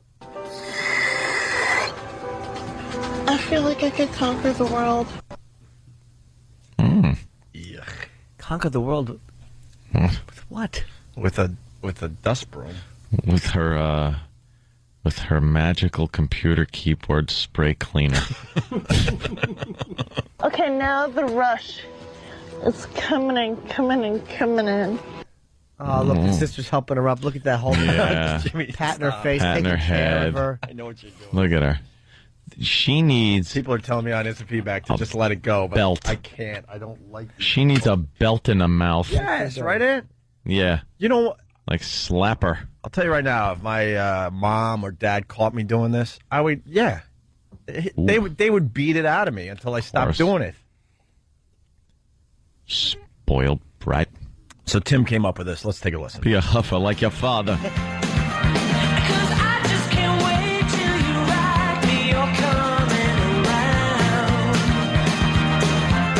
I'm walking on sunshine. I'm walking on sunshine. I'm walking on sunshine. Okay, now the rush. It's coming in. Yeah. See, that's the context it's supposed to be in. Yeah, with then- her singing it. That's how you end the bit, right? Very good. The actual video that's up on YouTube, we just linked to onaradio.com. Quick break, we'll continue. Opie and Anthony. You're checking out Opie and Anthony as David Tell makes his way into the studio. The star of The Gong Show. 10 p.m. on Comedy Central. Oh, hey. Not tonight, I think. Tonight at 10, Comedy Central, The Gong Show with David Tell.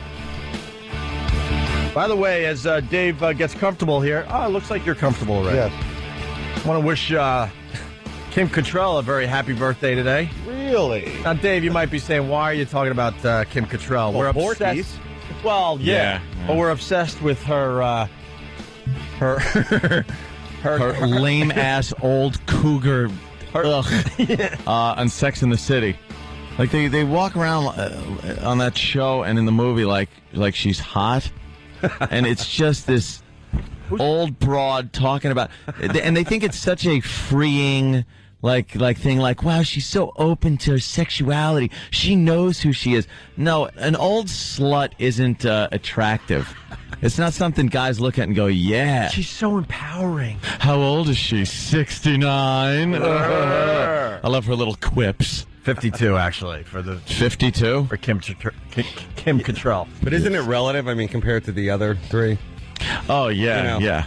It's like George, founding fathers. Like who's the hottest? I like a John Adams. Yeah, but that's exactly what you're looking at. Like all of them are just these not good-looking girls. The dark-haired one was all right. She wasn't bad. She was the one you would go after if they all walked in a bar together and have to fight off the 3 hyenas. Well, I love that guy Evan Handler. Do you remember him? Because we all have the same look. I guess you have it a little bit too, Jim. He's like the bald guy on the show. I never saw it. You never saw Sex and the City at all? No. Jimmy refused. Then why are you wearing the I Love Sex and the City, the movie t-shirt? I meant Iron Man. Evan is in Californication now. Oh, is he? Yeah, he moved on to Californication, which is a great show with David Duchovny. I like him because he's the I guess you could say the stereotype New York Jewish lawyer guy. Boy. Because when I was an actor for a week, they were always like, oh, yeah, well, you're up for this part against Evan Handler. I'm like, oh, well, forget that. Because he's the guy. He's the go-to guy. But he was lucky. He got to hang out with the dark-haired one. That was okay. His lady. That was his chick? Mm-hmm. Yep. Not like Kim Cattrall, though. She was out there every night. And they'd sit at the little diner and drink coffee and talk about how she was plowed the night before. And I guess it's supposed to be hot. I don't know. Is that supposed to be hot? So, did you take that guy home last night? Did I ever? I took him and the whole rest of the team. And you're just looking like... Ugh. You're looking like that wouldn't happen in real life. There's a reality show coming out that's based on cougars. Cougars are the old broads that go out looking for young guys. I think we know, in the bars. Yeah, just to, someone might be like, what, the Wildcats? Yeah. A show about Wildcats? I want to do a show called I'll Do It. And it's just anybody, whatever. You eat it, whatever. I'll do it. Every day they just bring something in. I'll do it. And someone does it.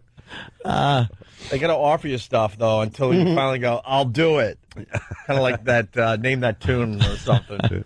Oh, that's funny, Dave. Whose feet are those? That's Kim Cattrall's feet? Oh, wow. What is happening there? What is that? Edema? What does she have? Get those up on O&A radio. Look at her bunion. Wow, what is that? Well, that is horrid. Those are horrific. Is that a cast photo? Or is that a foot? Yeah, they all look like... I'm the big toe. It's a bad foot. Yeah. Oh, I don't... and I've talked about it before. I don't have a foot fetish. But the foot is a kind of an important part to the whole package of a girl.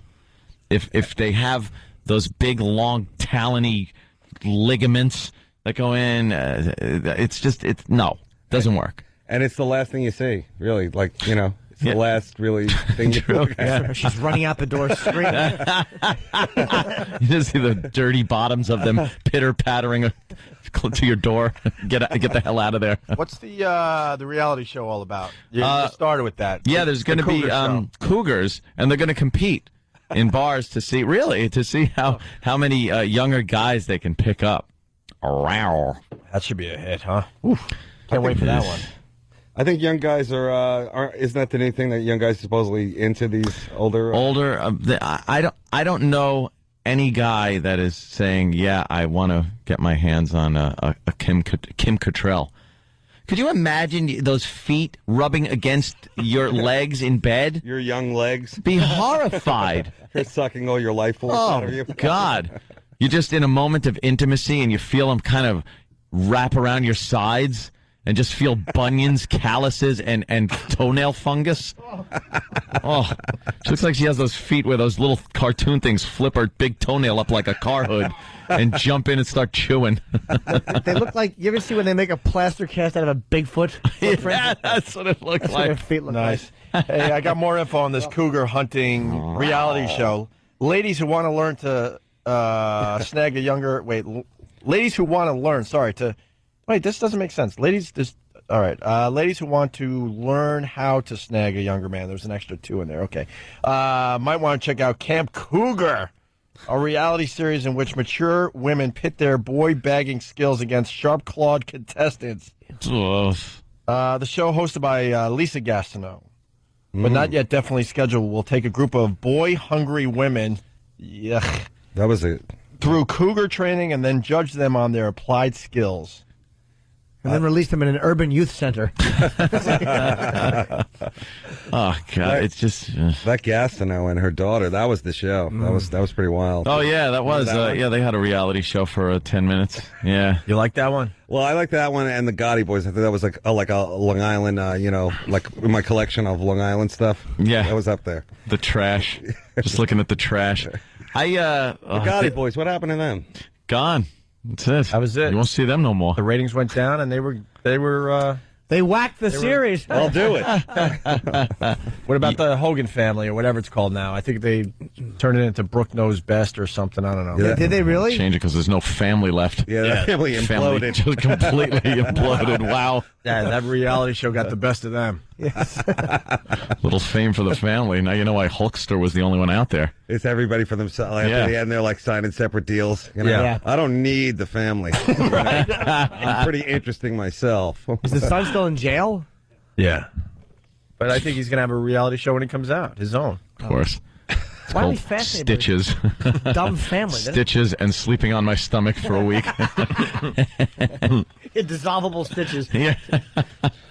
I like the Cougar. I think the Cougar show is worth a TiVo. I think that's that's worth a look. There's definitely going to be a hot tub moment in there, right? Yeah, every show's got a hot tub moment where the Cougar gets in. Let me slip off my robe. And she's got this Mrs. Dean Wormer looking bra thing on. Just looks like too pointy. She was the ultimate cougar, like before there was even the term cougar. Yeah, she was hot. Yeah, it's like she came on, but it wasn't. I never found her hot. Like I don't know. When she gets carried to the bed and a hot moment, boobs are just up and she is wearing those dark stockings that you just know smell like mothballs. I think you can't be a flat-chested cougar. No? Well, no, if you're going to go with the mommy thing, I think you'd want one with big boobies. And it is such a mother thing. So, like a young guy with an older woman, it's a mother thing. You have this infatuation with your mom, and that's why you're looking for old broads. Ugh. Well, are their kids going to show up and judge them? Like that'd be the good. Best part, yeah. Yeah. Like to date my mom. I like that on. I think that's on MTV. That's another worst one. It's the Olympics. Sad. And there's something that I personally enjoy doing to a girl that I don't even think I could muster up the courage to do on a woman that has probably either had kids or just gravity for that long. What is it? I get it. Yeah. There's just a certain act that I like doing. Does it involve a put it this way? Bid? I couldn't whistle at the same time. We understand. Whistle a happy tune. We're just trying to figure out, But I could do sign language. We understand that, but are you, What? Oh, you mean? Do you flip it over and check, you mean check the oil? Check the right. You got. Not only do you have to look at your spark plugs, you got to crawl underneath and check the oil pan sometimes too. Down a quart. Look, I'm open to anything. Believe me. Hey, I'm sorry. Is that the two-headed turtle of Brooklyn? Yeah, I guess. Okay, no, it's not. What are they doing? They split them? No, it's two turtles. Yeah, they've been separated. Someone stole that turtle. That would be the great cougar decider, the two-headed turtle. Whoever's crotch crawls to. Yeah, the local news here in New York, they're so bored they're doing beach week. So every morning they're at another beach doing just dumb stuff. Yeah, picking up turtles. Yeah. So a turtle got ripped off from the pet store. See, there's as far as cougars go, that act is just something I don't want to be any part of, and for either area, especially for that special place. Yeah. that only some special people would be privy to because, wow. Yeah. There's got to be a limit to how many miles of stuff has to move through a certain place and where you just cut it off. Getting old is weird because the older you get, it seems like bacteria gets more comfortable to hang what? What's going on in that picture, Danny? Well, I don't know. God. It's called grandma porn. See, there's nothing there. See, I would watch this as a goof, not to get turned on, man. I went one Who's time. watching this to get turned on? I went to a dominatrix one time many years ago. I wanted to get spanked. I was not really into spanking, and her name was Miss Park. And Miss Park. And she had glasses, and she was probably 55 years old. Wow. And she was so awful at it. Of She was so bad. Oh, look at that. Look at that face. Do you want to see that face doing that to you? Look, she looks like she's going, ah! Look how dried out her face is. How many, you-know-whats do you have to, have a dried out face? Got to keep it clean over here. Oh, but she's a grandma. That's the, that's the one who bakes your cookies. And when you hear a scary noise, you sit on her lap and she tells you something. I mean, look at that. You don't want to look and watch her doing that and then see that red lipstick wicking up the wrinkles.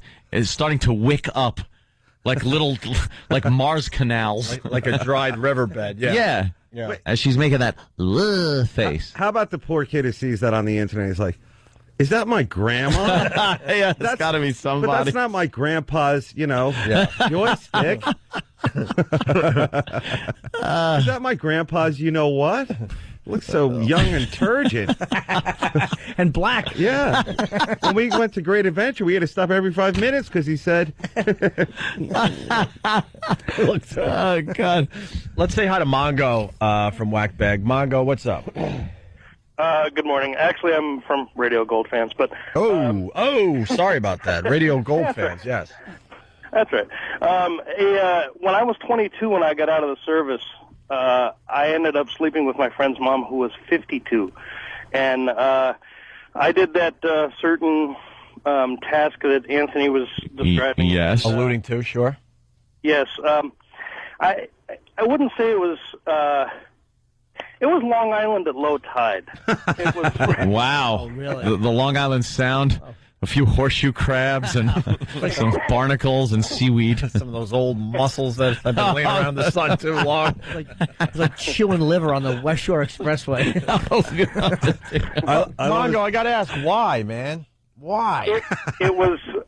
I had just gotten out of the service. It was my friend's mom had... It was coming on to me, and it was one of those, hey, it's been a while, why not?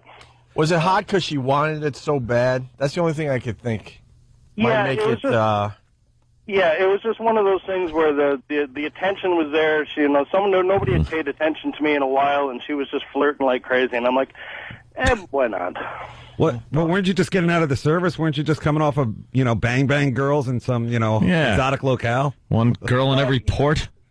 My first year in the service, I did in the Philippines, and I was all over the prostitutes. And then the next 3 years, between Desert Storm and California, I didn't have a single thing. I mean, I was completely dead for like 3 years in California. You're Chaplin. And then, yes.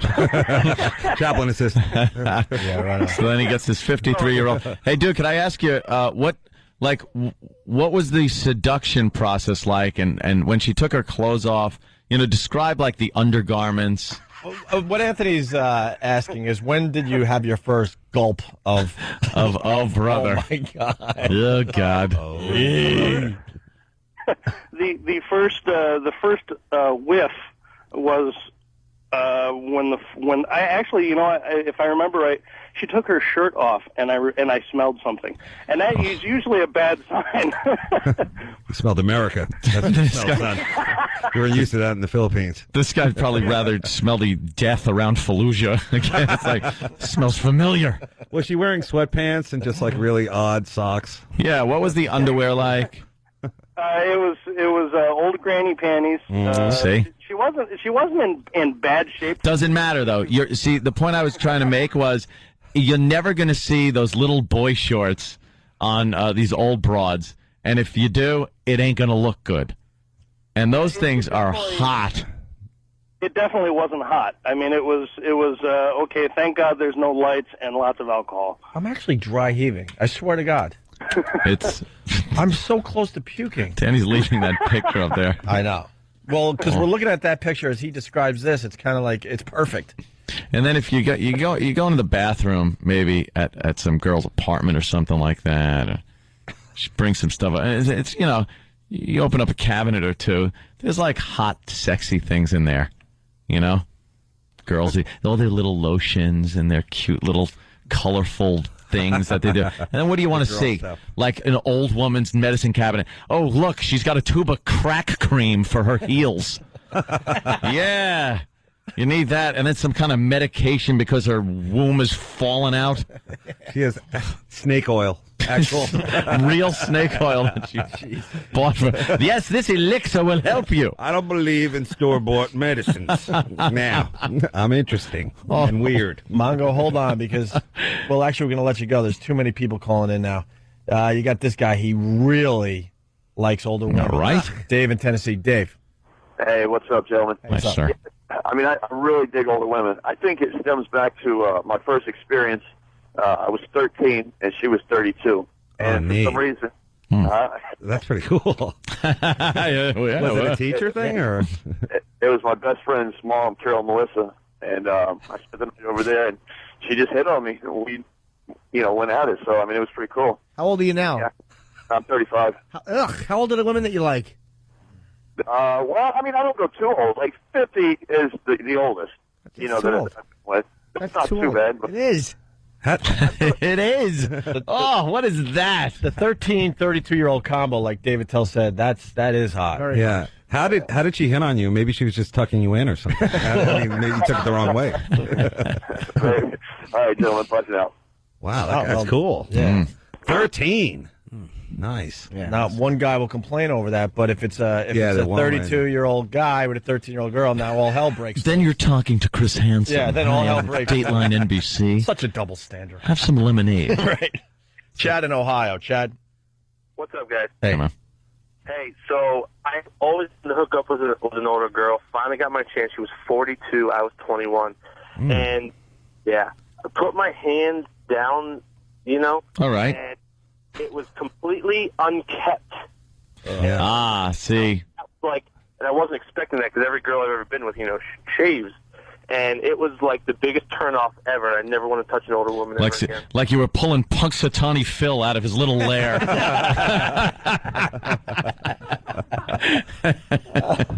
effing groundhog joke that works in August. Brilliant. Punxsutawney Phil. He was 21. She was 40. That's like a Hollywood. That's like a Ashton and what's her name? Right. Yeah. But he banged so many young girls, he probably just got tired of it and he wants something different. Maybe. When you bang all hot young chicks, then you get bored. And she did tend to keep herself in shape. Yeah, she's really hot. Did you see G.I. Jane? Hubba, hubba. Hubba, hubba. 23 Skidoo. She had the short hair in G.I. Jane, though. And the body looked good, though, man. What was that other movie with Burt Reynolds? Striptease? Oh, where she was the stripper, yeah. Where she showed off her implants for the first time? All right. Our intern was 19, she was 38, and then you got Danny. You got a story? Our own Danny was molested. Well, he was having fun with a 41-year-old that had an 18-year-old daughter. Danny was 2; she was 78. No, when I was bartending, I met somebody who was 41. And I was 20, and she had an 18-year-old son, so that was kind of awkward. Back at the house. I didn't know you were a road comic. But I have no complaints. I don't have any kind of weird, gross stories like these guys. Like, it was fine, and it was actually really good. Yeah, but you obviously have some kind of issue with mom. So I don't know. perhaps I don't think this had anything to do with it, though. Yeah. Honestly. No, it was just she was cool. We had a good time, and that was it. What comes to mind when we say Danny's mom? I can't say those words. Yeah. It's not on this side. Yeah. So the 18-year-old daughter, did you get a look at her? No, it was a son. It was a. Well, like I said, did you get a look? He was a cute boy. Yeah, even hotter. Did he jump in the morning and wrestle you or something like that? Get off my mom! No, but I did my best to try to avoid him at the house. Like, if I saw his car out front, like I would just call ahead. Oh, that's like, why don't you come embarrassing. outside? You know how pissed that kid was? Oh, my God. Yeah. I'm sure he hated my guts. I'm sure that he knew like what was going on and stuff, because there were some nights that I stayed over, but I tried like to avoid. Like I would like run out when he was in the bathroom. So I He didn't call want to you run into him. the MF word, and you just go, "Yep, You betcha. yes, sirree." Was your lovemaking very vocal in the house? Did he get? Would he might have heard some kind I of don't pleasure? Maybe I don't think so, but it would be funny if it. Nothing worse than hearing mom going, "Ah, ah." Like I said, like I really tried to avoid being at her, like at that house. Like I didn't want. What was his name? I don't remember, to be honest. Oh, because that would have been hilarious. This is for you. Oh, God. Oh, Son's name here. Wait, can I say the Taboo series, Taboo 1 and Taboo 2 in porn, are my favorite. Yeah? Especially Taboo 2. Well, we all know what Taboo is about. Yes. Naughty son and a mother who needed it. Right. Stepmother, I thought. No, stepmother. No, real Oh, mother. stepmother? Real mother? No, they didn't play games. Curtis Stevens directed. They didn't play games. Kay Parker played the mom. You're talking about the director of the He's Taboo legendary. things like it's Scorsese. Dude, he's No, this guy, he don't play games. Kay Parker in the first one seduces her son, and then in part 2, it's Honey Wilder and her son, and there's some just great. And what happens is these two older women are servicing the younger gentleman. Let's just say, yes. And they're just kind of looking at each other, and the one goes, "Oh, tell me he tastes like Paul," who's her son. Oh, God. And, wow, that is taboo. And she goes, "Oh, please don't tell him," because the guy that they were with was friends with the son. And she goes, "Oh, please don't tell him." She goes, "Okay." And then she was so campy, she puts her mouth by the guy's ear and goes, "I won't tell him you effed Paul." And he goes, "You effed Paul?" It was so great. We got to find that clip now. Yeah, it's really sexy. Hey, here's a guy that married a cougar. Wow. David in Indiana. David. Hello, gentlemen. Hi. Hey. I got I was 23 and I met my wife. She was 35, and I'd always been into older women. And honestly, younger girls, younger women, whatever, they just have stupid asses like snare drums. Is that a problem? I understand though. My wife is in perfect shape. I mean, she takes care of herself. She works out 6 days a week, 3 hours. And a now day. you got to add on perfect shape for whatever year old. And the problem is that you have to say she takes care of herself. Yeah. But young girls never have to say that. They're just. There's only so much you can do on Earth. There's something called gravity that will take its toll. Right, but I'm 29 now, and she's 42, 43. All right. So, you know, it's she's in the exact same shape she was 6 years ago. But Is she? You're right. You know, she's got to take care of herself. A younger girl fall apart too, though. Well, I'll give you that. Some of them can, but doesn't that keep you on your game? Because like you can't use all those like you know those young girl tricks. You know, like like I'm just different, or like say all those weird things that you say. I'm just different. You know, like it's not you. It's. But she's also afraid. She's also afraid that I'm going to leave her for a younger girl. So Good. She's also on her game too. Well, it looks like someone needs to see Dr. Three-Way. Split the difference, as we used to say. Dr. Three-Way. All right, thanks, David. All right, boys. Thank you. Later. Let's squeeze one more in, and then we got to take a break. We got David Tell in studio. Justin, New York, what's up? Hey, what's going on, guys? Good morning. Good morning. Yo, my first, she was 32, and I was 14. She was my school. Was she the bus driver? Yo, she was my bus driver, bro. I hung out with her for like 4 months. That is great, man. The bus driver. A lot of fun. Were you the last stop? It was one of those things where all the last kids would get off, and you'd be like, "Hey, how you doing?" You move up front. Yeah. Start massaging her leg as she's double clutching. Start getting excited. You start getting excited as she's getting closer to the yard. The old yard. Does that set you up for like? I mean, did you continuously hook up like that, like through your tweens? I mean, was there a dry period? Well, we hung out for like 4 months, and Okay. it was a great time. But actually, before it started, she started changing the route because I was in the middle. Then all of a sudden, she was picking me up first and dropping me off last. Wow. That's what gave me the idea. Like, what is she doing? You know? So, and then we hung out for like 3 or 4 months, and it was a great time, man. I hope your schoolwork didn't suffer. Miss out on a lot of extracurricular. Other than that, got one even better than that. My brother is married to a girl that's 20 years older than him. Wow, you guys have mommy issues. Yeah. When did mommy leave? Not at all. Not at all. No, huh? All right, thank you. Well, how old is she? She's like 80. That's what I want to hear. Something ridiculous. I hooked up. I was 15. She was 92. Yeah. Something really off kilter. So, like, when you see these pictures of these women in that Georgia invasion, Yeah. do they get you hard? Because it's always like some old kind of gypsy-looking woman screaming at the sky. The babushka on her head. I'm thinking some guy must find that like erotic. Like, look at her. Yeah. Oh man. Wish I could invade her. It's like someone's bringing up Ruth Gordon on Talk.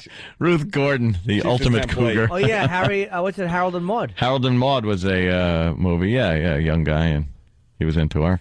What? Wow, what are we watching here, Danny? That's the Taboo 2. That's the Taboo 2. That's the scene. We're a bit two girls distracted. together. Everything is available. Kay Parker in Taboo 2. One girl is Aunt Peg is massaging Kay Parker, and then Junior, played by Kevin James. Oh, I see. Kevin James from the King of Queens, by the way. Kevin James. He come a long way. Yeah. He's a friend. King of Queens. The girl being massaged, Kay Parker on her back. Yes. Her son Paul was in Taboo 1. She had sex with him. He's not in Taboo 2. Paul. So they meet at the card shop. Ah, of course. And now the guy Junior comes by with some tools just as an excuse to come over and walks into the two girls. And then in comes Pat Barringer, a lovely buxotic. Thank you, Steve. Oh, this is a damn Break out the Yeah, clips. it's break time. Break Damn. out the clips. Stuntbrain's getting angry. He's held up that sign twice. But Junior rules. He just wears these white pants with no underwear. That guy's my idol.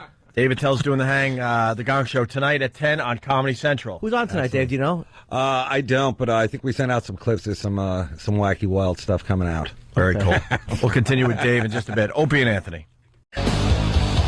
It's Opie and Anthony. David Tell hanging with us today. 10 o'clock tonight, the Gong Show on Comedy Central. And then you got some Showcase Live thing you're doing in Foxborough, Mass? Yeah, doing it's a new venue. Oh, it's called Showcase Live, the place? I believe so, yeah. Okay. It's Foxborough. That's this Saturday, right? Yeah. Ticketmaster. Ticketmaster.com. And also, the end of August, the DC Improv. Early September, the Improv in Tampa. And then a Cougar Hunt. Oh, wow. Why would they list December 20? Who made this list up? That's me. That's how sad it is. They list this New Year's Eve gig. Yeah, you're going to be at Caroline's New Year's Eve. Make your plans I'm now. there the week in between, usually. Actually, no, the day before New Year's Eve. Okay. Yeah, you got 31 days in December. He's going to be there on the 26th or the 30th. Why are we talking about a date in December? I'm sure they got something incredible planned for New Year's Eve. They wouldn't bring my whatever. Oh, Dave, your tickets are going to sell like hotcakes. No, I'm sure it's going to be. Al Roker's playing badminton on TV. He's a regular guy. Look at him. Is that funny? Oh, and he can't do it. How great would it be if he just grabbed his fat chest and just fell face first on the net and collapsed the net with his fat body? Badminton is just a waste of time. Who's that guy?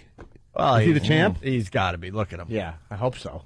Yeah, what else is he? Fat Al. I love the fact that Al's getting fatter. Yep. Yeah. Getting fat again. What's the matter, Al? Didn't address the issues, did you, fat boy? I love the.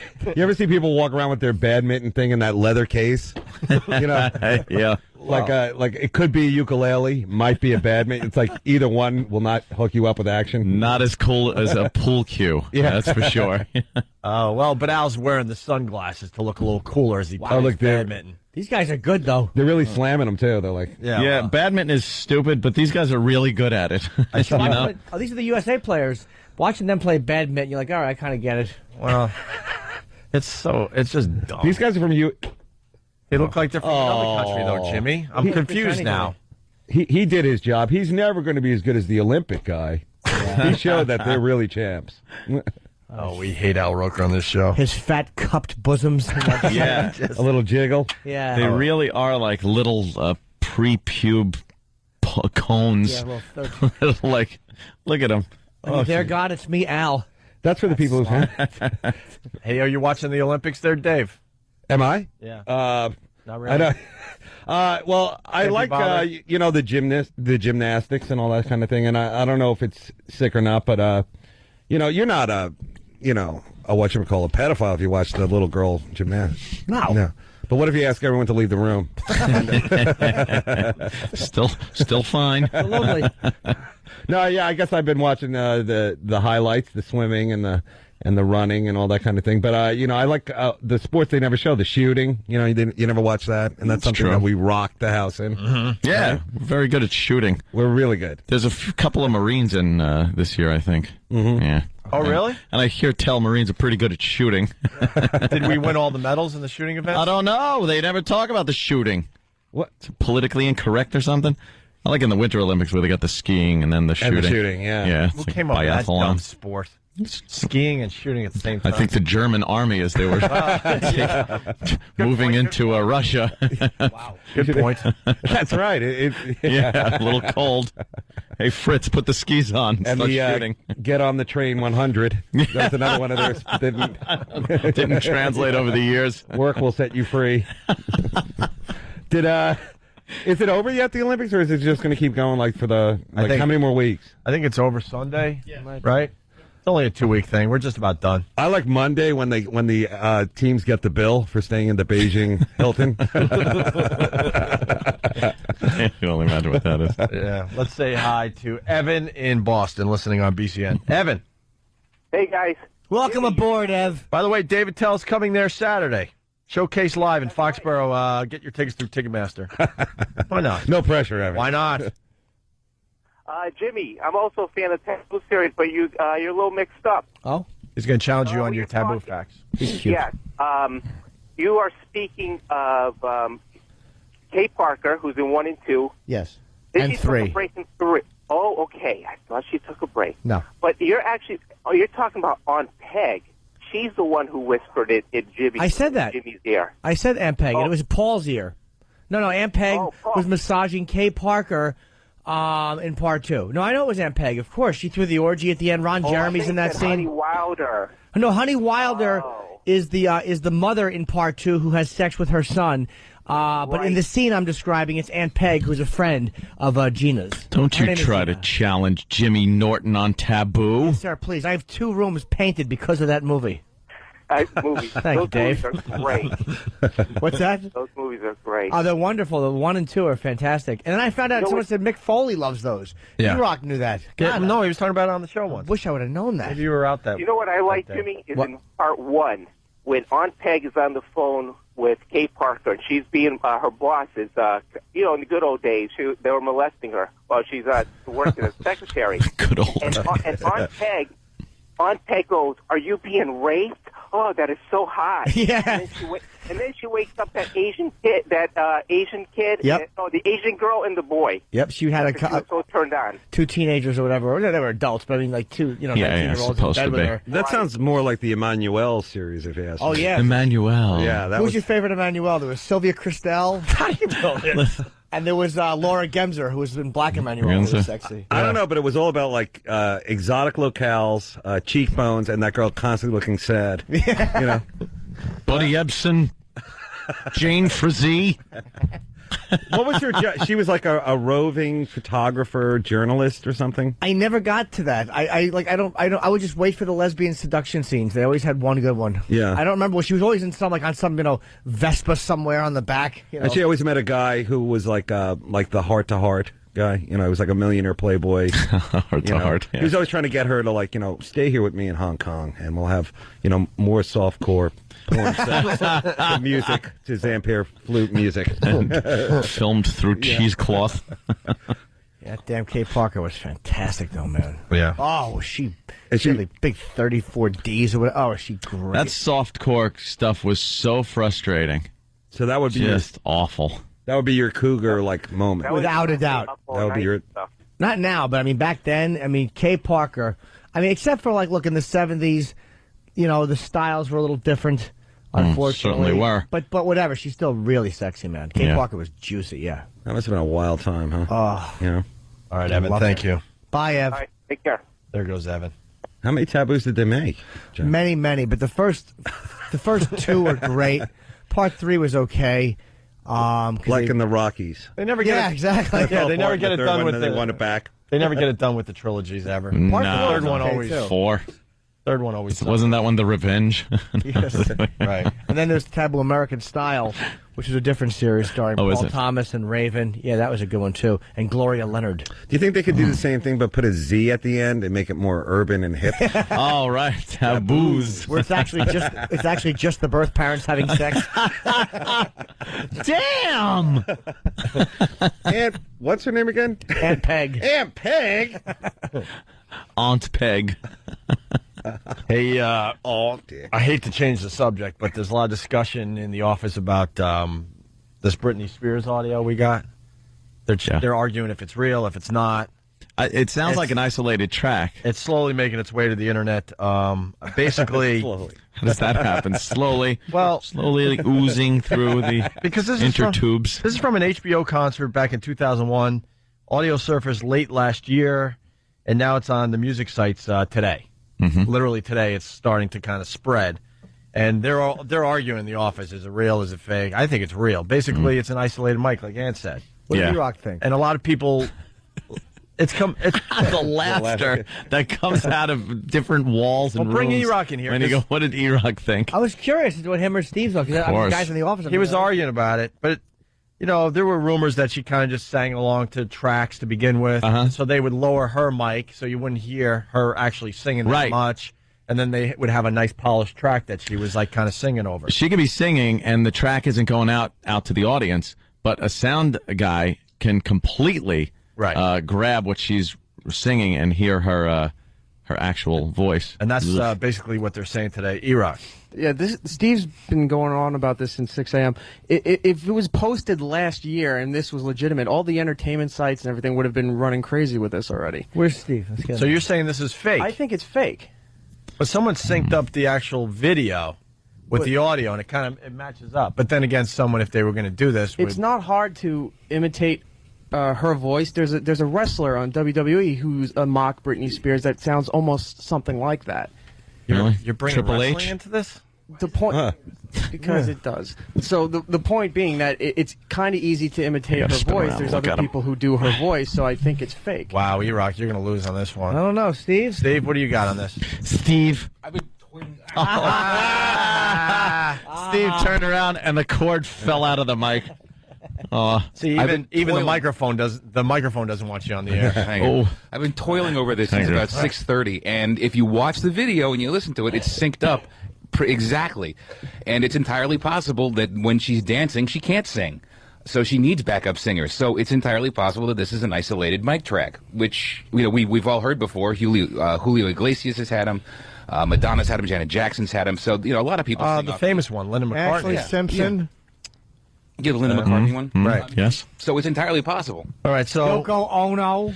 How about this? Some people are saying this is an isolated track, and if you take away everything and just listen to Britney Spears, this is how it sounded back in 2001 on HBO, allegedly. Sounds like girl just needs one.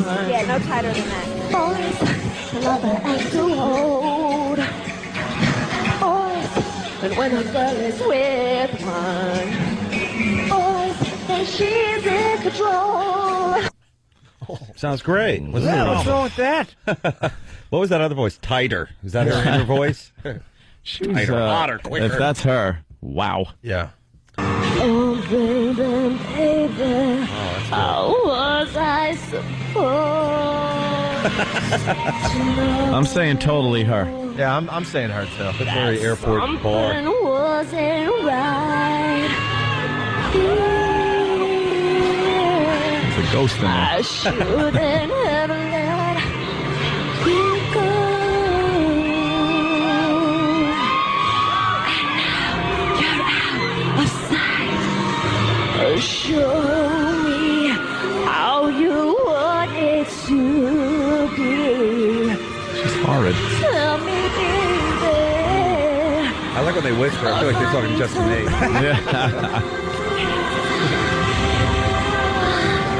Wow. They're all Johnny Bravos, man. That's all just horrid. Studio produced. It's Vantage Point. Who knows? That was nice and wet. Jimmy. Oh, wow. Oh, I hope you didn't hurt yourself there, Jim. That was an E.T. one where I had a little like, goodbye at the end. Bye-bye.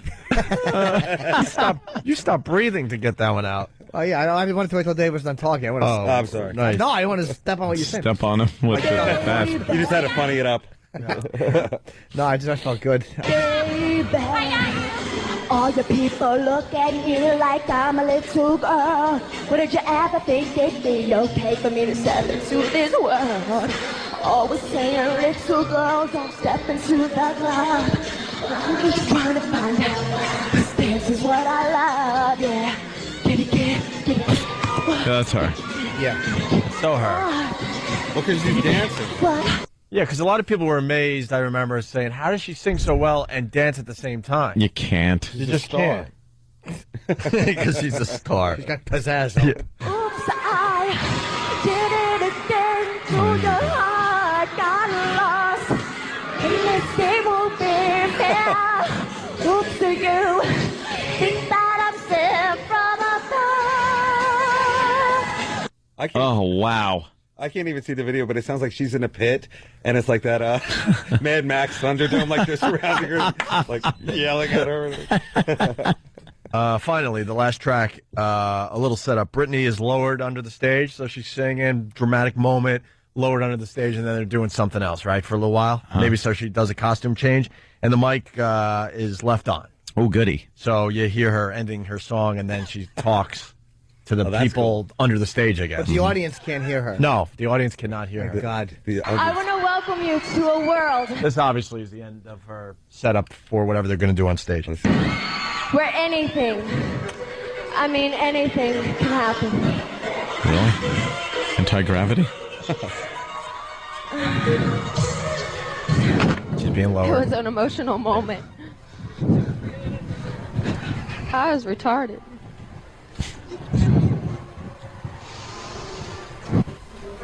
Did y'all see the sailors and all those people, the Air Force Base waving? It was so adorable, y'all. It was so beautiful. Yeah, that's her.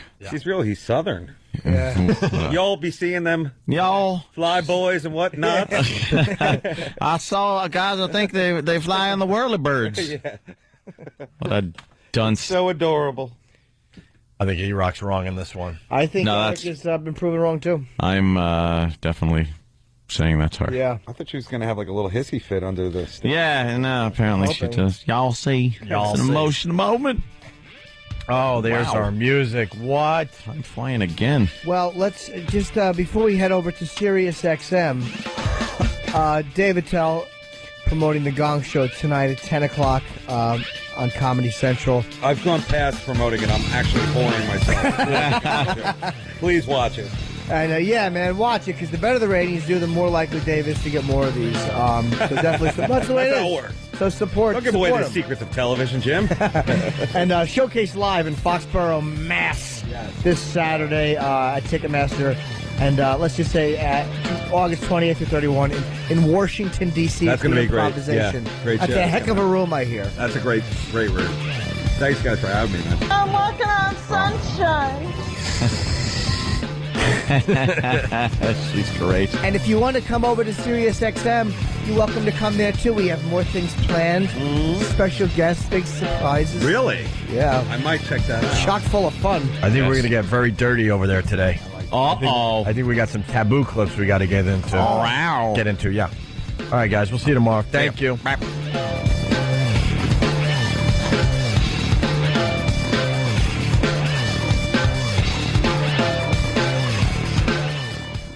But enough of this palaver. Let's get the show on the road. Got a nice crowd at XM Satellite Radio today. Or Sirius XM, whatever you call it these days. Soon to be just called Sirius. Who are we kidding? 5 rapists. We had a meeting over there yesterday, and I can say this much. We are officially in the cone of silence. Well, yeah. They told Can't us say- to shut our fucking mouths. We and, can't say shit. And let the process take its course. It's called negotiations.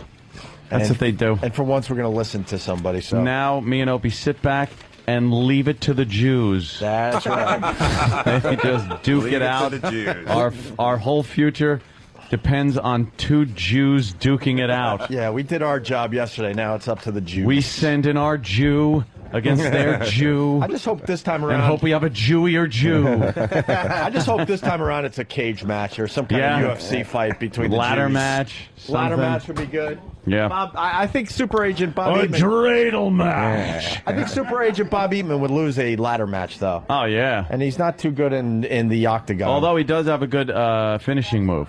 The sleeper hold? Sleeper hold. He never touches him. He talks to him, and the guy just passes out and falls asleep. Yeah. Just like he's done to us so many times. It even works on the phone, that hold. I think we could say this much because we were walking through the hallways of the big Sirius complex here in Midtown. I don't know if we could say that. No, we already told them we were going over there. We could say that much.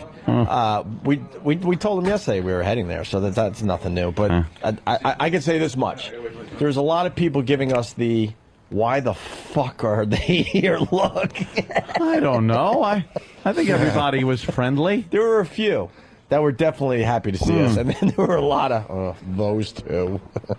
Yeah, they kind of peeked in the office every so often, looking and going, "Is that the?" Oh, yeah, it is. Oh yeah, those assholes. David Tell made the walk over today. Yes. Thanks for having me. Yes.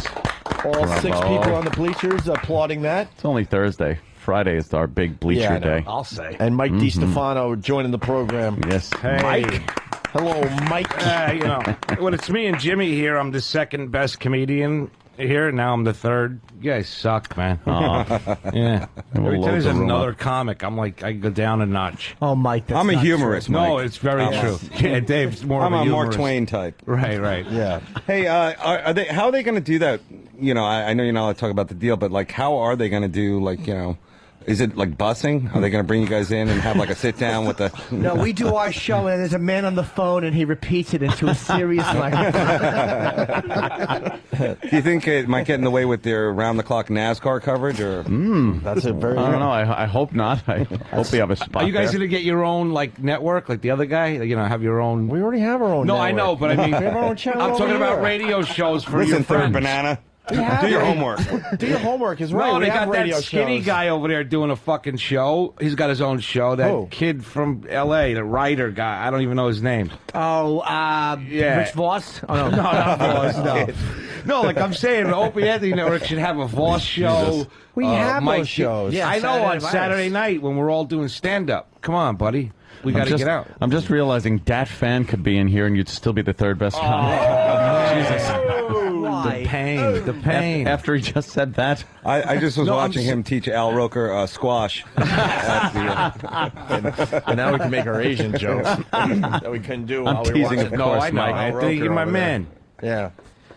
Mike's a good egg. I am. I'm trying to be. Hey, can I just say thanks to all the fans, man? I had a great Really? time. Yeah, I The swear to fuck God. kind of experience do you have with these No, people? let me tell you something. No. They're vicious I'm the first- assholes. Anthony, That's when I tough did love. when I did the when we did the fucking animation festival, I hated them. I thought they were the most Yeah. evil fucks. And then when I did the PNC, I felt better. But the emails I got like 100 people Dude, see- emailing me. I got new MySpace friends. I'm Yeah. talking about heavy duty. You fucking don't know how to success treat here. the fans. You don't know what they are. You're like a battered wife. You were treated like shit. And then all of a sudden the audience was like, no, it'll never happen again. Come back. And you're like, okay, dear.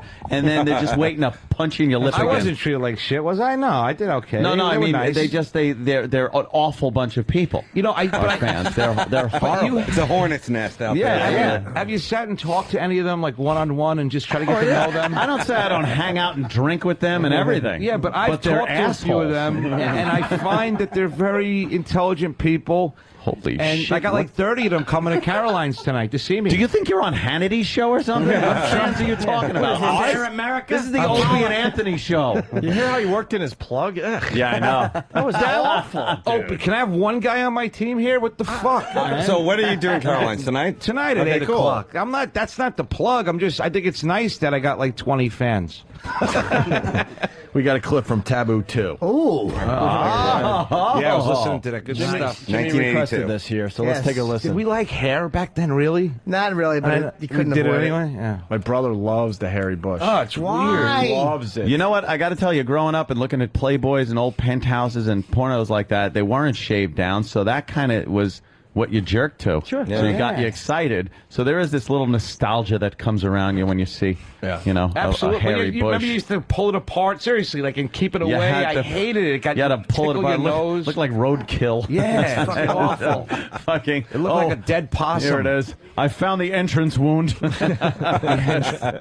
never liked the hairy Kennedy's twat. head. Yeah. It was like Lincoln's throat wound. I was with a woman about a year ago who had one. Unbelievable. Had a 70s. Yeah, I killed real her. big I killed her. As 70s. soon as she took her pants off, I stabbed her Punch in the her neck. right in the clit. Dead. If you can find it. Fucking dead. That's good stuff. No, I used to like that. Used to be a turn on. Do you ever throw your car keys at her hooch and go, bring me?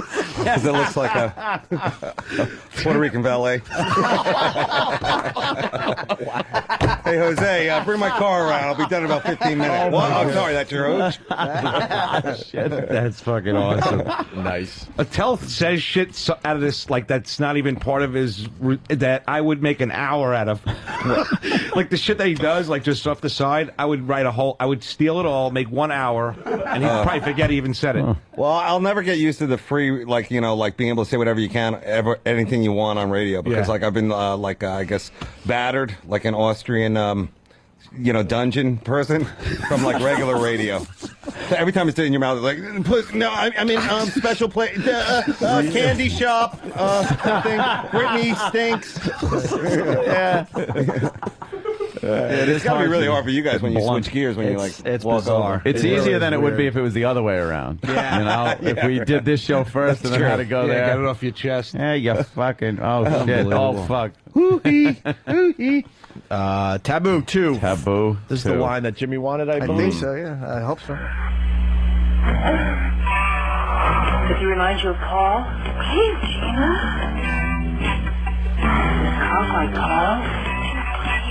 Gina, please don't tell me. I won't tell him you fucked Paul. Fuck Paul? That excites you, doesn't it? Yeah, it was the It's amazing how I knew that scene. I could name that tune. the massage, and Aunt Peg whispers it while they're massaging. And Paul's her son, right? Or her from nephew? Part one, son from part one. Right. You fucked Paul? Yeah. Stupid. Your son. See, I remember in 1982 seeing that after a vicious SAT prep. what a great releaser of stress. It changed my life, that movie. Did you ever have to go to the theater there in Bayshore or somewhere on Long Island? They used to have the Bayshore Porno Theater. No, I wasn't that cool. I wish. Free videotapes. We went in high school. I'm talking like, yeah, this was like you'd go with your high school buddies. Absolutely. And it was more just an outing to go and have fun and laugh at fucking shit. But you'd sit down in a movie theater and watch fucking hardcore porno. Right. And there'd be some guys in there jerking off in a corner. Guys blowing each other. Oh, it was great. You'd be sucking a guy's dick. No, but they would happen. I used to, on the way home from gigs, I would stop in this one place on Route 130, and I stopped going there. It was just too creepy because there was always something happening that shouldn't be happening in the theater. Yeah. And I would always try to sit in the last row as close to the wall as possible, so you kind of had a you could get a good view of the action in the theater. No, so you could just see if there's anybody next to you. Nobody would come next to you or behind you. I didn't want anybody sitting behind Well, me. of course not. Um, And you'd have to watch the cops because that's how they got Mr. Herman there, Pee Wee Herman. No, I didn't care. I jerked a little bit, but even it was too public for me to jerk. Yeah. So I didn't care. I wasn't worried about getting arrested. That's it was why too creepy. when videotapes came out, it was like, you mean I could be home and watch this? And fuck it, I am going to scab up my cock. And I did.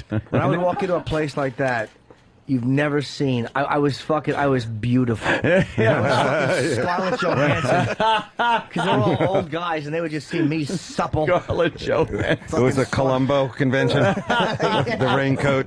Yeah. Do you remember this place, Century Theater in San Francisco? Did you ever work over? That was a place where They had the movie going, so you had that, and then they had girls dancing, and then in the back you can hook up with the chicks and stuff like that. Wow. And you would walk in, and it said like outside like Century Theater or something, like now playing in, you know, like a regular movie.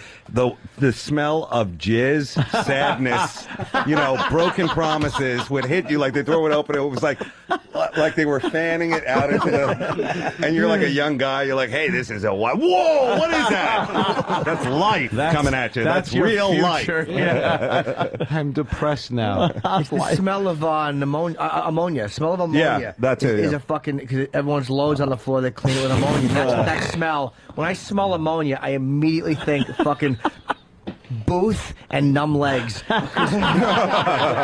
many times have you jerked off standing up and then your fucking legs are just numb? You can't come.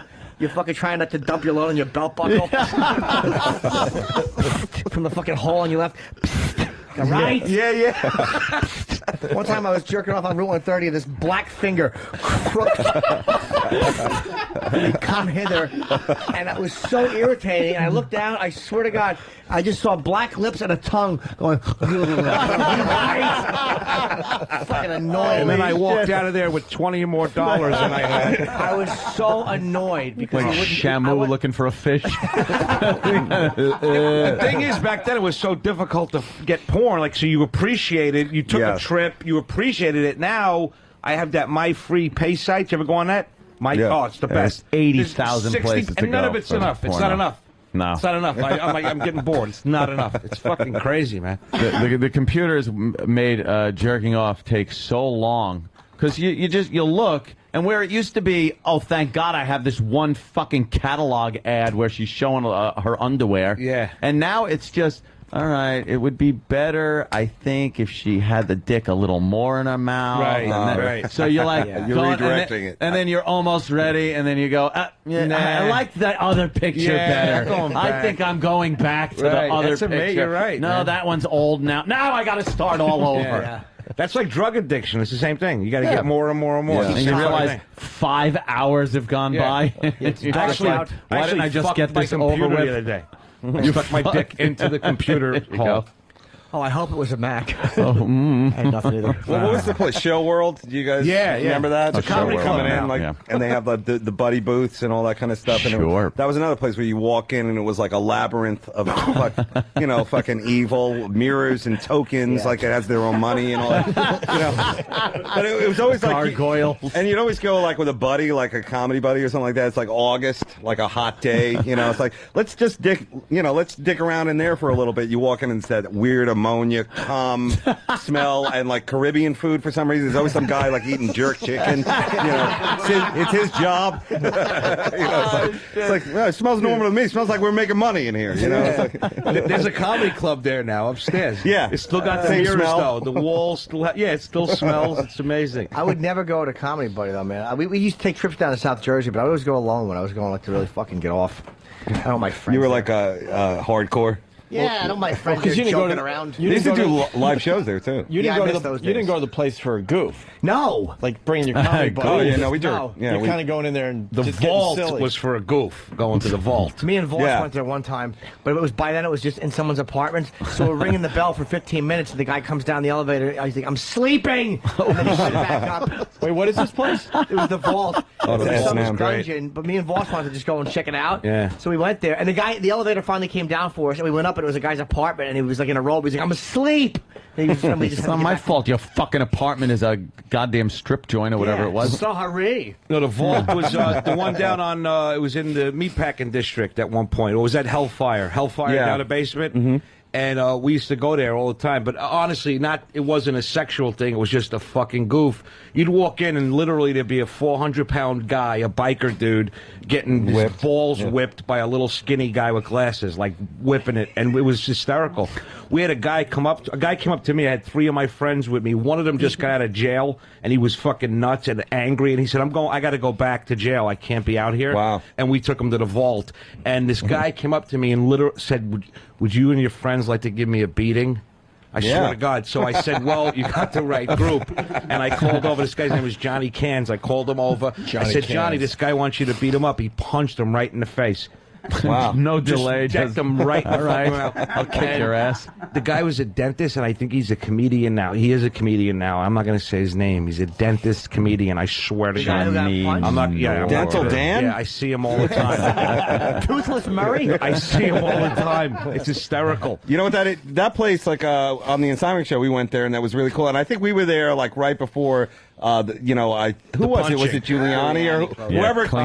Whoever got all the fun out of the city. Yeah. It was that, and that was a cool place. And now I think it's a cafe or some kind of Wi-Fi service. Yeah, awful latte place. Yeah, but those places must still be in the city. It's just like underground, really underground. You know? You gotta know people. Yeah. I would like to. My friend does porn, and she was in town. I didn't see her when she was in town, but she was at the Trapeze. And she was texting me, and she's like, the guy she was with was annoying her because she was like, I was blowing somebody, and he's coming over and introducing himself to everybody. And she was just really annoyed that the guy was polite. What's her name? I don't want to say her name. Oh, you can't? Okay, no, because that will associate the guy she was with. Oh, because I remember meeting a porn star with you at, she was an internet chick from, we were down at Rascals. And you came in to do a little bit of time, and she was with you. I loved her. She was amazing, pussy. bro. She had the fattest pussy It's ever. a dry topic. Yeah. Look at these guys. Exactly. I loved her, yeah, she was hot. I went down just to do a spot and meet her. It's not her, is it? Who are you talking about? No, I wish it was. Her fat pussy. She had like it was. She said it's like a pack of hot dogs. She had a Philly accent. Yeah. I was in love with her. Oh, she was awesome. Like a pack of hot dogs. What does Big, that mean? Meaty pussy. Yeah. It was fucking. You could jam a pumpkin in that pussy. It was fucking beautiful. That was her Mad nickname. Hellfire. Pumpkin pussy. Will you jam a pumpkin in my pussy? I lost touch with her. Jimmy likes the meaty ones. I lost touch with her. I really do. You like when it looks like it's hanging down, like it's dripping, like God's cookie dough. It looks like God wanted to make another woman. And I want to look like some extra the shit. fucking IED just went off in it. Oh my God. Just a big droopy, the type of one she had to put her cunt in a locker in gym because the other girls would call her like fucking Muppet and pussy. She had a note. She got dressed like in the principal's office because so the other girls wouldn't. She always had a radio flyer between her legs. To roll her twat up. It's like when I was a kid and would put a whole fucking pack of Hubba Bubba in your mouth and then take it out. That's what it looked like. No, I don't want it to be loose, but I like it to be like thick and fucking. That's a real shot. Meaty. Why do you like it like that? Oh, they pumped that up. That's pumped up. That's not They real. pumped it up. Yeah, that's like That's a Britney funny. Spears. Crazy. Yeah. Hey, let's say hi to Kevin I in should Chicago. start singing Honky Tonk Woman sideways. Boys, What's up, Kevin?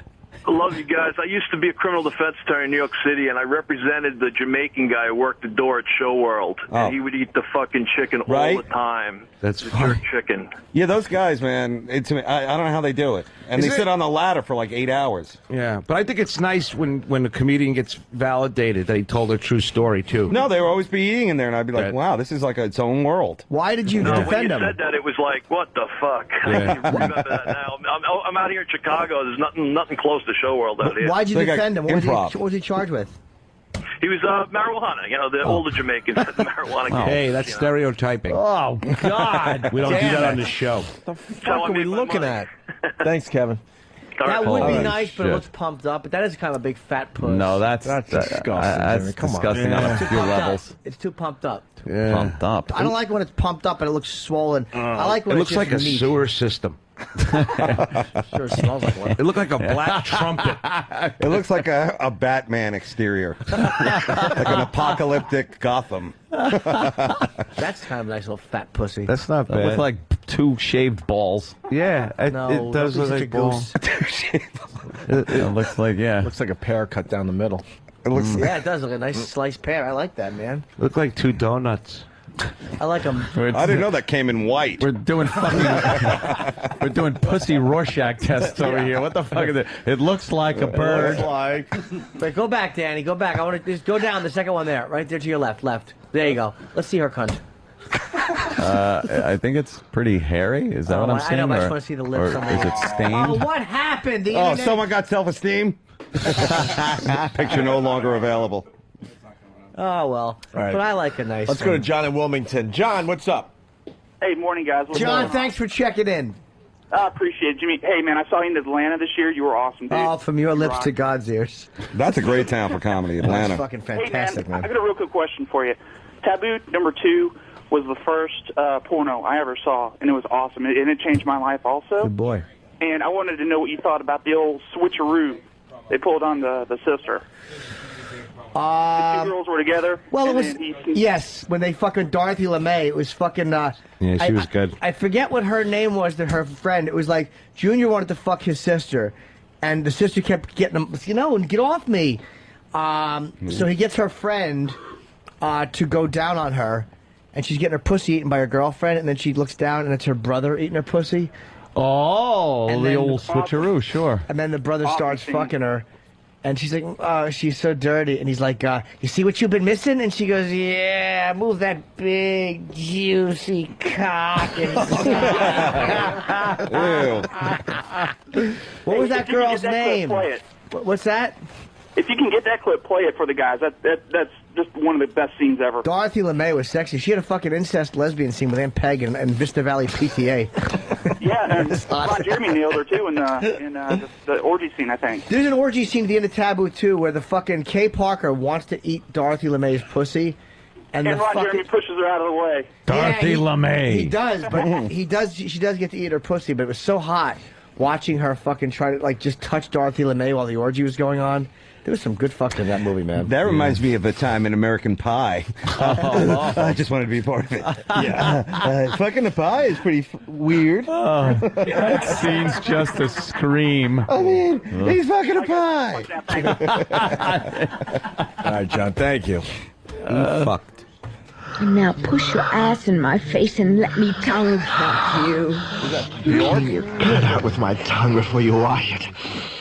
I love those. These were the fucking these were audio tapes released in the 70s. In the 70s. For people to jerk off to. They were real, but they were supposed to be sexy. 8-tracks. Because you didn't really get, it was hard to get porn back then. Yeah, so you had to listen to audio, and the acting is horrific. It really Roll is. over, damn it. Not on your life, baby. You left out the best part. Put your tongue up my asshole and start licking.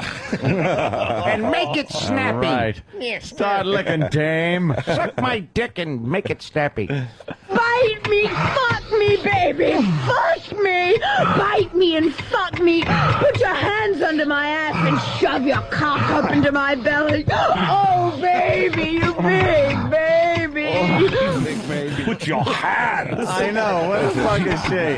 Theatrically trained. Fucking Liz Taylor. And the My God, you must hoof lick my sound. ass. Oh, baby. You know they wanted to do Shakespeare, but something went drastically wrong. Yes. Yeah, the Trojan women. Right. Lick my asshole, you Hey, demon. baby, this is heaven, lover. Oh, you sure as hell are a born coxman. Oh, we love it this way. Oh, What's the horse hooves in the back? A born coxman. That's great. Wow. Carol, you fucking whore. That's a ringtone right there. I gotta get this. You fucking whore. That's great. People should jerk off to this. Yes, your story made me a little horny, you know. I got a hard one. Yes, doctor. This is so awful, man. Why? She's going to the doctor or something's happening? Yeah, man. It's the stereotypical. It's the fucking doctor from any Love American style episode. She's having a hysterectomy and the doctor gets turned on. Oh, God. Oh, God, I feel that prick of yours all the way up. Oh, baby, I think it's coming out my asshole. Pump harder, I think I'm coming. She needs an anatomy lesson. That is great. I think it's coming out my asshole. Old horseshoe dick. In the pussy and out the ass and tickles his own balls. I've got a Viet Cong hidey hole pussy. It smells like pussy and shit and blood. I've got a peekaboo. It's coming out my ear. Strange place for a deviated septum. Gonna throw his cock in the dishwasher after. Oh, Jimmy, let go of my ears. Fuck you, cunt. Want to come down your throat. You fucking well better swallow it all. Wow, that's today's language. It sure is. He's like, fuck you, cunt. What a way to say no. Yeah. Fuck you, cunt. Fuck you, cunt. That's nipping it in the bud. Send Jimmy Olsen in here. Man, see? Yeah. Where's that copy boy? That Jimmy really knows how to handle dissension in the sack. Let go of my ears. Fuck you, cunt. Problem solved. Not a boy, Jimbo. Way to take no guff. That's called laying down the rules. Immediate month. That's great. What the hell is going on? I'm coming, you dumb bitch. I love that one. You're the lesbian. What the hell's going on? I'm coming, you dumb bitch. They were a lot more open-minded with the language back then, you know? Yeah, and they're really in touch with the way real people speak. Yeah. Oh, you're amazing. Oh, yeah. It's coming out my asshole. Like, who could jerk off to that? It's hitting my pancreatic cancer. You're fucking me into cancer. Oh, put my boil in your asshole. Lance my clip boil. What is sexy about that? So you actually had sexual. I mean, you fucked the intercourse at the age of 7. That was did you? Ross's Schindler's List audition. Very interesting. Oh, he didn't say that. Yeah, no. You sound like an Artie Indian Johnson for a minute. line. Yeah, I thought it was. Yeah, you want the Slurpee too? I thought it was a Borat thing. Yeah. You're gonna be a natural dick slinger and a born asshole leader after I'm through with you. Yeah. A dick slinger, that's real. If Swinger talk back then. If he's a born asshole eater, Right. then how is it when she's through with him? Right. Then he would be one already. Didn't he sound like Anthony, Jimmy you can't Stewart? think it too much. You can't think about it too much. It doesn't make any sense. Yeah. You It's just got to it's a enjoy it. wonderful cunt. You don't see this on Mad Men. You know, the ads at World in the 60s. Gee, my lollipop is all gone. Would you like something else to suck on? I mean, that's quick thinking. Take what she said and Sure. capitalize on it. Oh, do you have another lollipop, Doctor? Well, it's not a lollipop, but I got a. It's Not a script. This is all right. People had more time for jerking off back then. Like, oh, I wonder where this is going to go. Is it going to be his cock or a lollipop? Today's world, you got to move quickly. You know, it's like, wouldn't see it be that funny cock. if he just really pulled out another lollipop and she ate it? Here you go. Good luck with the diabetes, and the next scene he's fucking her while he cuts the toe off. You're like in the porn theater nudging the guy next to you. Huh? It's a real lollipop. Great stuff. I told you this was good. Driving in your car with this playing on the old 8-track with your buddy. Do you know somebody had an accident? There was one person in this country who was killed because another driver was listening to this. Yeah. You dumb bitch. What are you doing? I'm paralyzing a family, you dumb bitch. So you liked it, did you, huh? Baby, you're a real fucking prick hound. You're A real prick hound.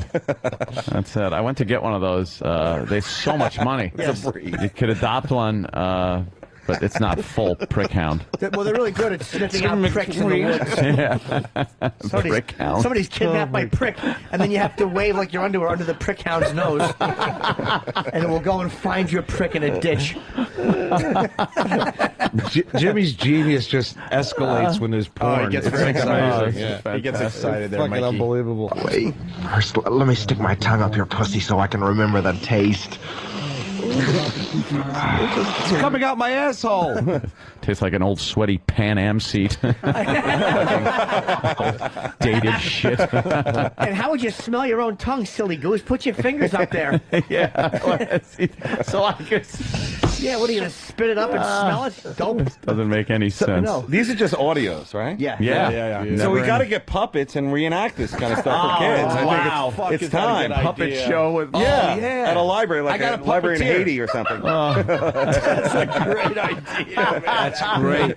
I'm gonna. That would actually take work, but that's a good Or one. animate you, it. cunt. You can animate it too. Give me that'd that be great. Yeah. Oh, honey, she was right. It's beautiful. Stop talking and start sucking. Yeah, that'll be the grouchy puppet. This guy, yeah. This guy's so angry when it He's comes to sex. got no couth. Right. But this guy, can I say, this guy is everyone's What they're doing is they're coming from the subconscious. Yeah. What are you doing? I'm coming, you dumb bitch. Oh, don't grab my ears. Shut up, cunt. Yeah. That's what everybody wants to say. It's like she said. It's beautiful. Shut up. Start sucking.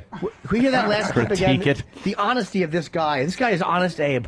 Oh, honey, she was right. It's beautiful. Stop talking and start sucking. How many times have you wanted to fucking say that? Beautiful.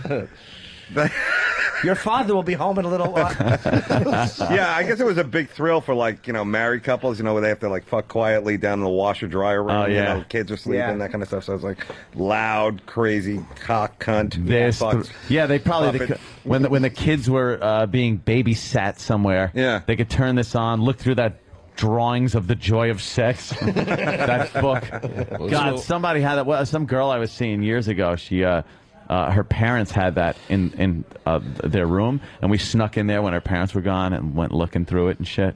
And it was just the worst, because even then it was just these big hairy fucking muffs, and it was drawings of sexual positions, big uncut cocks.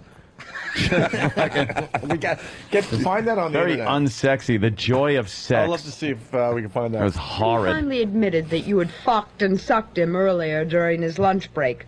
Now I'm sitting here with a banana up my hungry cunt.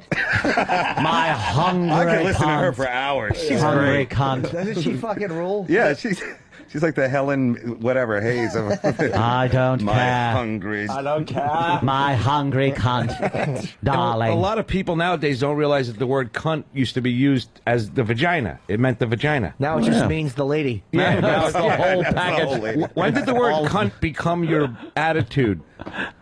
I think it's That's the best like word. what? I can't think of a better word to describe. You're being cunty, things like that. Yeah. Baby house is too graphic. Yeah. No, now it's like a derogatory term. Baby house. Baby house. Do you remember when you said she's a cunt, meaning hot? Do you remember? Anyone remember that? No. I swear to God. I Wow. swear. Yeah. When was that? When Were we you were raised in kids. Scotland? No. No, in the Bronx, man. Wow, she's a real cunt. That's right. I swear. I've never seen Anybody such a out sweet there, the cunt. older guy, you remember that? He What? does, right? Remember when they used to see? Ask the guy out there. He's not kidding, right? She said, what a cunt she is, meaning good, like she was hot. That's right, ladies and gentlemen, the USO is shipping in some fine cunts for our boys overseas. I never heard him called a cunt in a good way. Right. So, Mike, you would use it like instead of get back to work, you cunt. I've never heard that word used in a sentence of positive. I swear. If anybody's like Nice in their job, 40s, cunt. they could call in and tell us. I'm telling you. Yeah, we might have They one used to out say there. it. New Yorkers mostly. Well, hamsters too. We didn't use the N word. We said hamsters. That's all. No, I'll be I've honest. heard that from people being in jail, yeah. Yeah, there's like a whole bunch of language Like, that a couple of hamsters beat me up or something. Exactly. This Well, is a that's guy. impossible code to see through. Probably like little small animals if you didn't know better. You got it wrong. You're not going to give me a blowjob. I'm going to fuck you in the mouth. Wow, That's a take charge guy. That was kind of mild compared to the rest of the stuff. Nah, he was saying, you're not doing me any favors. I'm going to fuck your mouth. Yeah, I like that. You think he stops the production? You think he stops the production and goes, let me try that again. I think I can do it a little better. What's my motivation? Yeah. Drugs. Oh, damn, lover, I'm coming. She's great. Okay, that's it, pussy. Get the cloth and wash me off. I got to get going. That guy's great. Oh, is he fucking beautiful. great? We gotta get- All right, get the cloth, wash me off. Got to get going. It's time to get new clips, Danny, I'm thinking. We have hours and hours of this I stuff. never heard that one. Get the This cloth is like and the wash me greatest off. hits we have put together. Anytime a woman gives you a hard time nowadays, say you're misogynistic or you're not treating her right, make her fucking read the Quran and then listen to this. Yeah. Just act it out. Banana in my hungry cunt. And my hungry cunt. This is what it I used to be want like. to be alone. This is what it used to be like for your breed. Now tell that hamster to get off my car hood. You hamster lover. Don't worry, I'll be around again sniffing your pussy. Next time I'll eat your asshole out to your nosebleeds. Oh, hey, Sam. Oh. He turns into the center square. What the fuck happened to him? That is insane. He went from badass fucking guy into he turned into Paul Lynde. He had an ascot and a dick in his ass.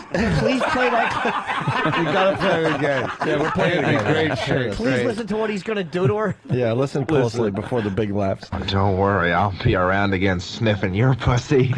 Next time I'll eat your asshole out into your nosebleeds. Now you've got me wondering what it would be like to whack my dick off in a bitch's face.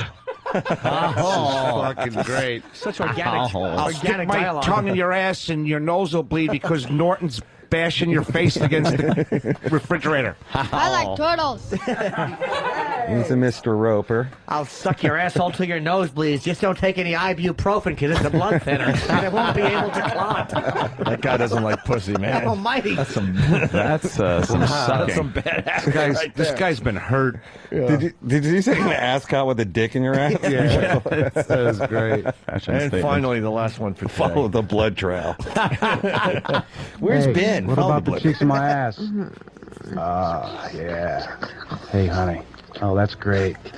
Now lick my sweaty balls. I love the sound effects of the licking of the. Yeah, what is that? That's a cliffhanger. Does she do it? I don't know. Sure, she'll filch him, but. God. Yeah, she's lick my 1980s sweaty balls. I've been rollerblading all day long. They are wonderful clips. That was fun. We did most of these or no? Yeah, we did them, but there's more clips that you didn't play. Yeah, I think we did it for today, right? Damn it. This could be a whole series.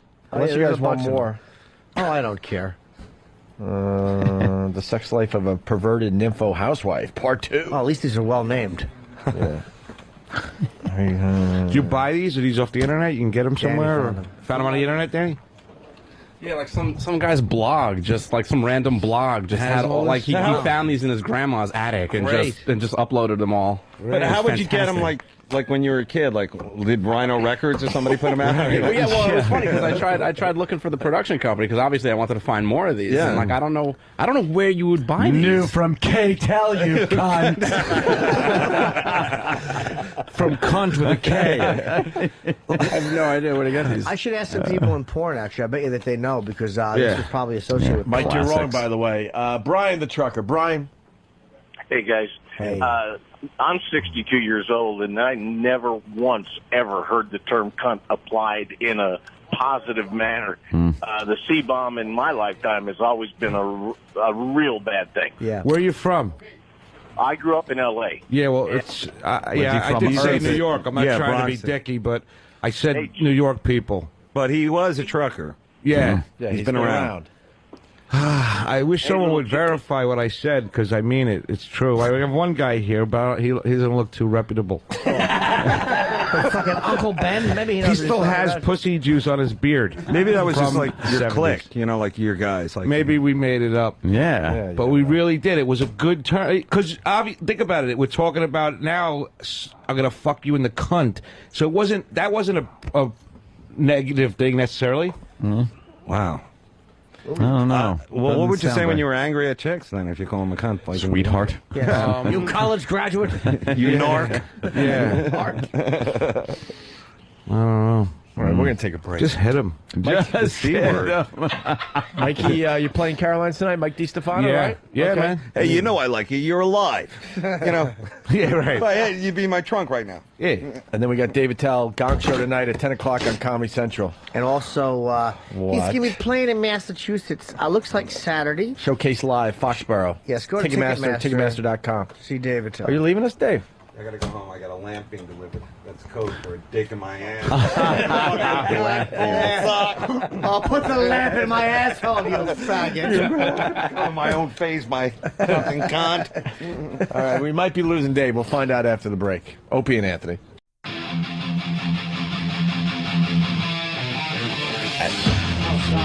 You know what?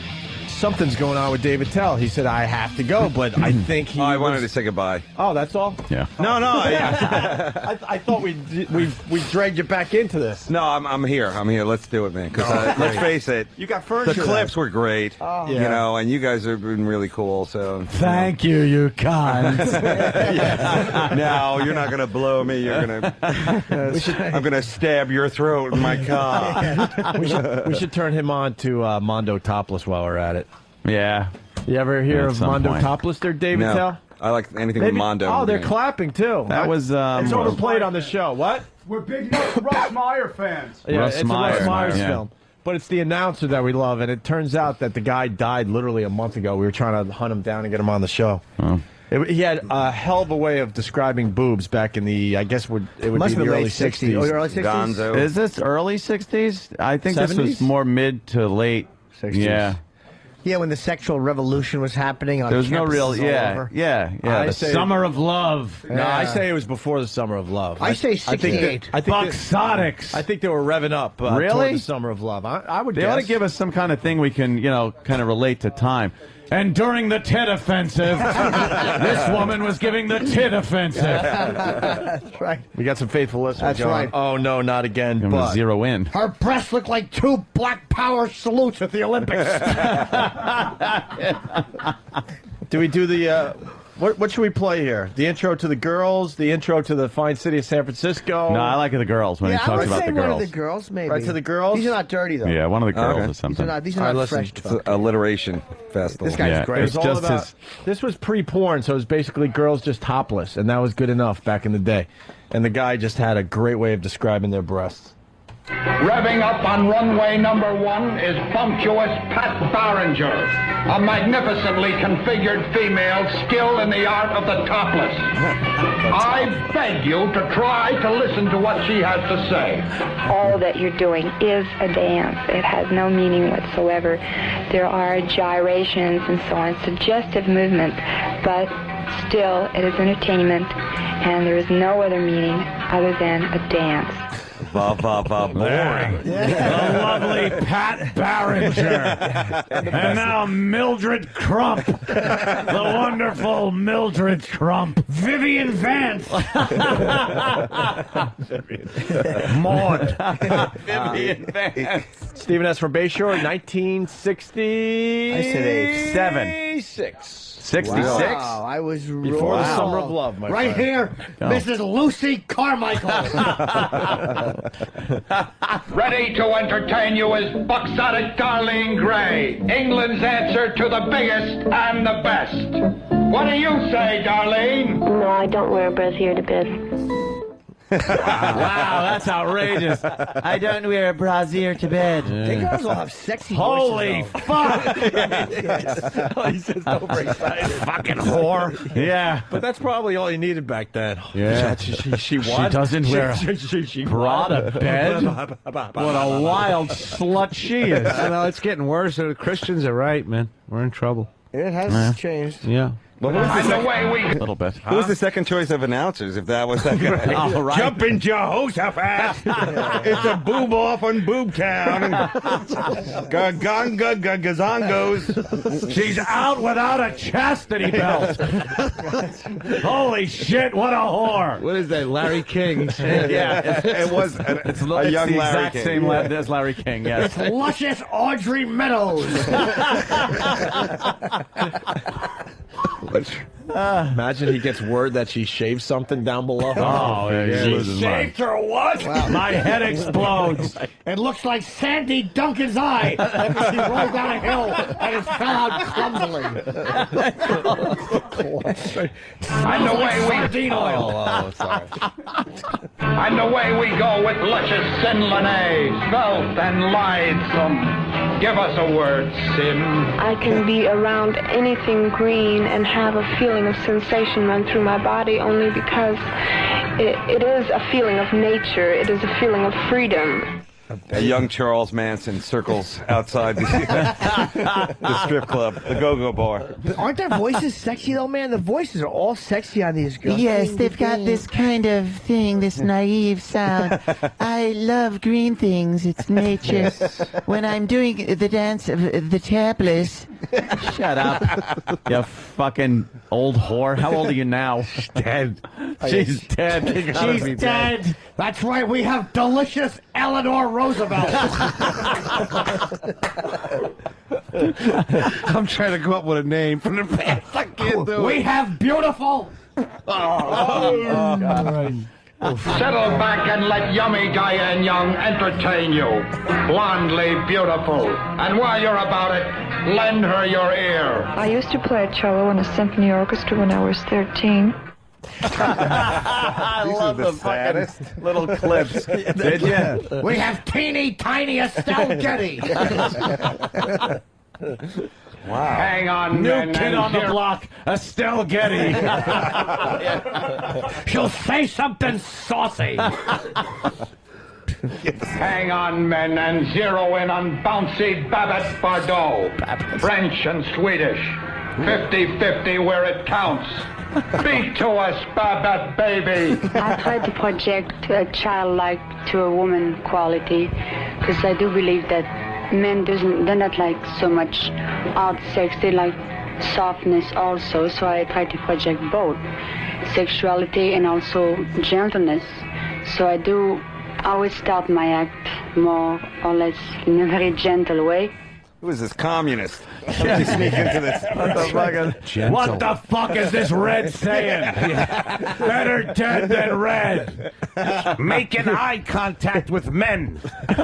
Get this Natasha out of here. Beautiful Tokyo Rose.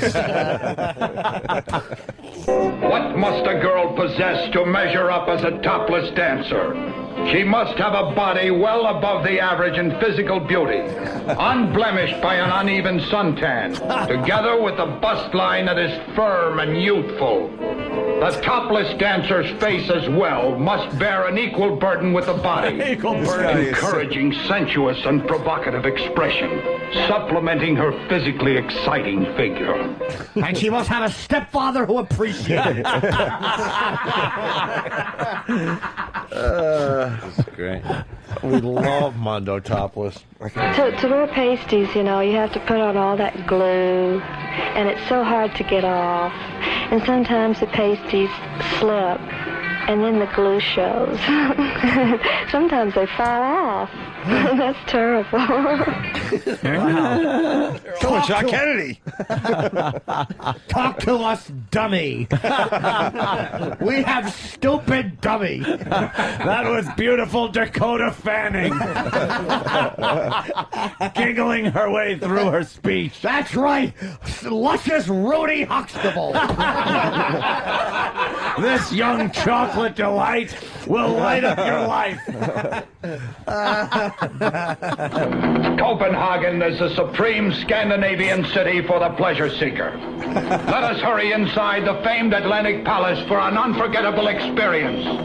Greta Thorwald, a Nordic nymph whose pulchritude is unrivaled by any showgirl in Denmark.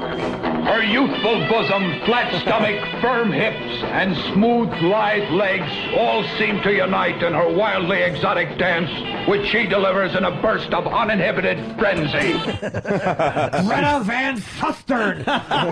Watch her shimmy as she grabs a worm with her base mouth. Or best. I knew I would fuck that one up. That's right, a guitar mouth. Bass mouth. You fucking no improving idiot with scab nose. A bass mouth. Fucking asshole. Talk to us, Fat Tits Jimmy. What about Cloris Leachman? Jeter gets to first best. That could actually be accurate because Lance is a fag.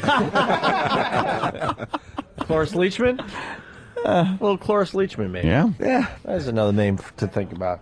I like men, well-built men, skinny, scrawny men, no.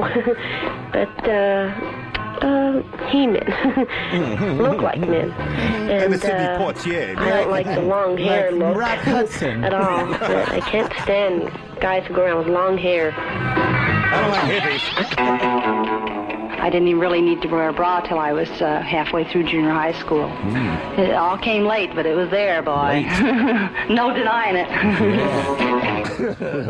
Big-titted idiot. Cloris Leachman. Thanks, Hope. Oh, give it up for Mom's Maybelline. You said you needed a name. I was I trying to know, help you out, thanks, Mike. buddy. No, Jimmy dropped the ball on that one. I was wearing beads, as I recall, around the neck and a black patent belt at the waist with a rather scanty bottom G-string. And I was doing some sort of wild toothie or something. And a Negro looked at me and was beaten by white men. We're the bikers. That's right. Give it up for lovely Medgar Evers. Young Emmett Tillis.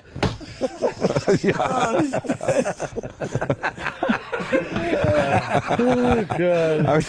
Fantastic. Fucking Jimmy, man. That's great. Instead of sit-in.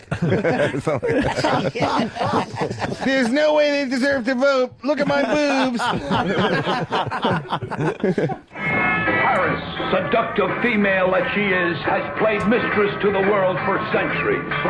Saints and sinners from all corners of the earth have been lured to her bosom by her siren song, eager to indulge in her many sensual pleasures. Let's hie away to Place Pigalle, the wild and lustful monument to sexual eroticism, and drop into Le Sphinx and thrill to the wantonness of Gigi Latouche, the girl with the throbbing guitar. Throbbing guitar? Hair like a bird's nest, Miss Joanne Chesmar. The throbbing bass guitar. What the hell was that about? I guess he was talking about France, huh? Sure. Watch her shimmy as a state trooper lays dead in the shoulder. Did I get that one right? With the ever-increasing popularity of skin diving, it is only reasonable to conclude that the topless would become a very important adjunct to the sport. With very little training, the novice can learn to use her breathing apparatus below the surface of the water quite readily. And many relaxing and satisfying moments can be achieved. At least he made it. Particularly when amateur motion pictures are employed to record the pleasureful event. Yeah, they figured out that boobs look really cool underwater, so that's all this was about. Could he be reading it more? Yeah. No one said, like, make it your own. This guy. Christine Applegate, go home, nothing to see here. Oh, wow. He was the Joe Francis of the 40s. Here's a lovely buxotic and a diving bell. Very popular way to see the fish. Buxotic. In Europe, a man and a woman are together, and they feel like make love. They are going to make love. And in America, well, they go in a roundabout way, asking, well, you want to see my stamp collection? If he wants her to see his stamp collection, fine. But if he wants to make love with her, he should tell her.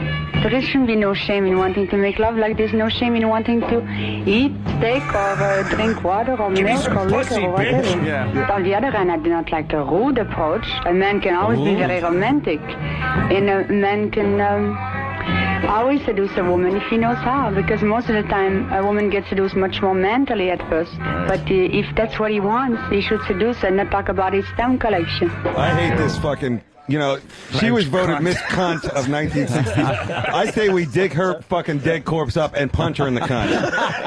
Because I just hate that fucking Zsa Zsa Gabor. Fucking mummified. This Frenchie! Miss Inga Swenson! This surrender monkey! Benson say salty things to her on the way out the door. This one brings me back to the Battle of the Bulge. Berlin today is a city divided, with the eastern sector under the cruel domination of communism and West Berlin part of the free world. Located only a stone's throw from the fashionable Kurfürstendamm, the Broadway of Berlin, we encounter the Fair Lady Film Bar, lovely Ava where a Braun. Bundesvita, the bosom bountiful, is about to begin her act of primitive passion.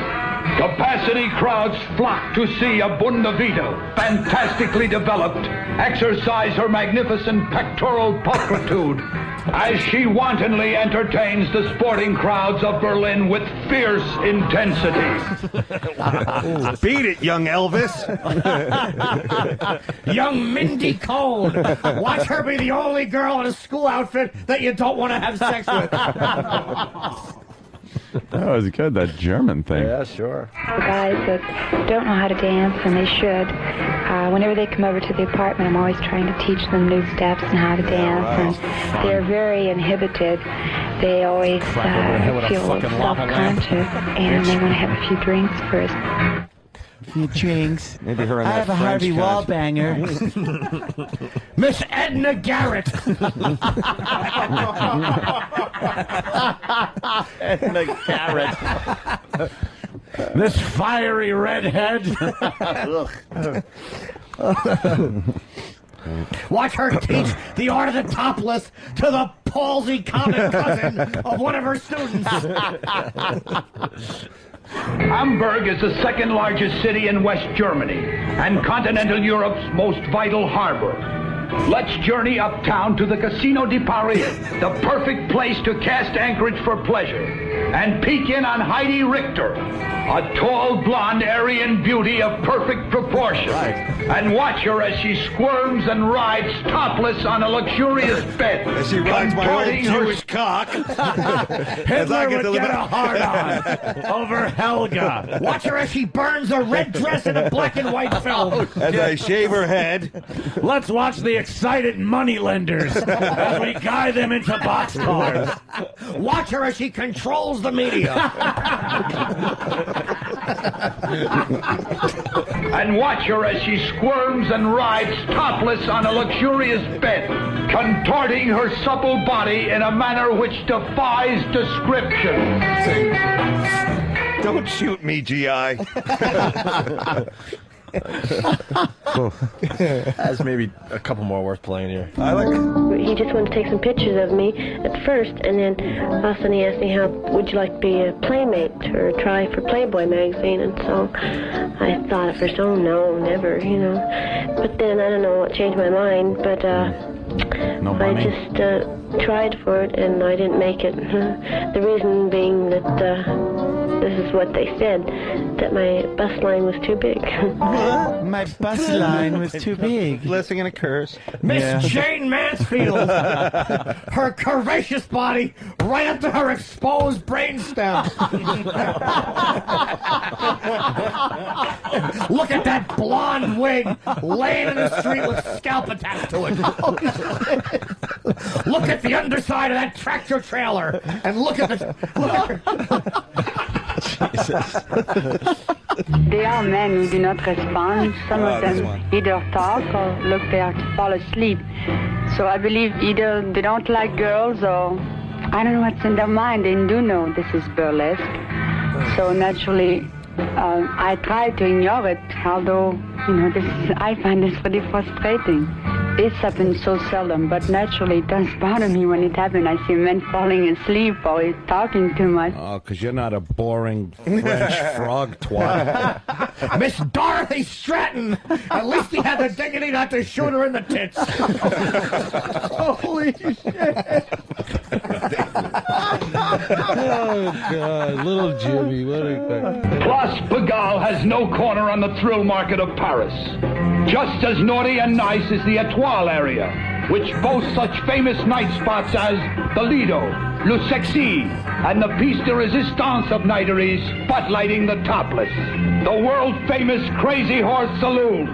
Witnessing the passionate performance of vivacious Yvette Legrand is a never-to-be-forgotten delight. So let's look in on this buxom brunette, the most curvaceous cowgirl in the Western world, as she tempestuously tosses her torso in the most sizzling topless spectacle ever brought to the Crazy Horse Saloon. Wow. That sounds like somewhere I want to go. Yeah. Miss Grace Kelly, watch her beautiful torso filled with tire rubber and sea salt. Oh my God. Oh shit. Gorgeous Lacey Peterson.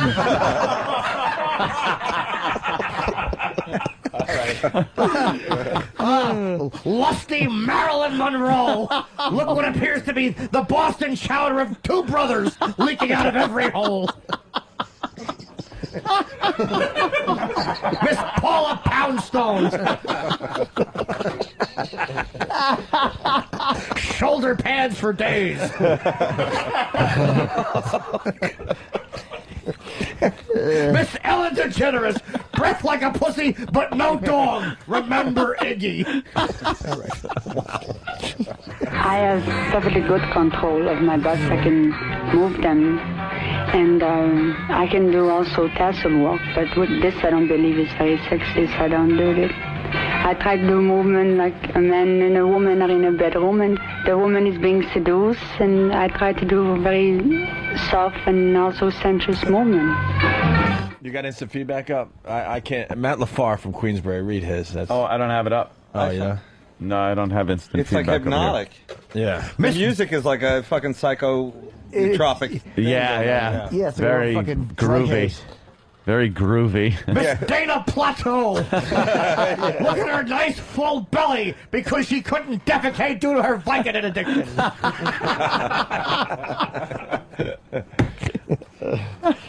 That guy died?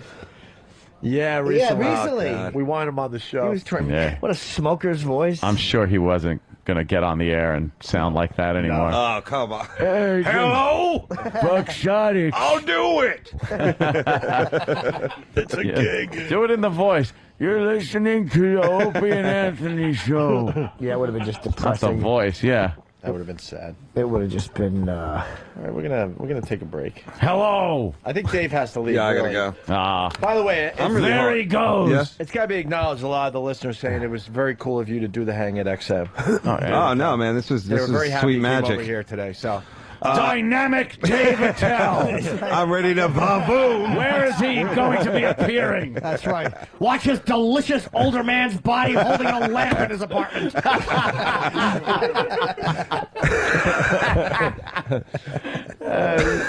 smart ass. I'm going to. I love it.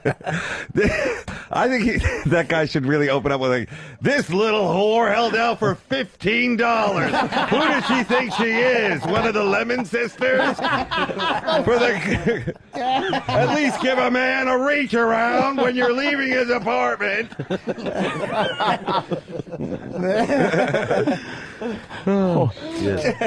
Miss Lorraine Bracco. Watch her show no emotion in 6 seasons.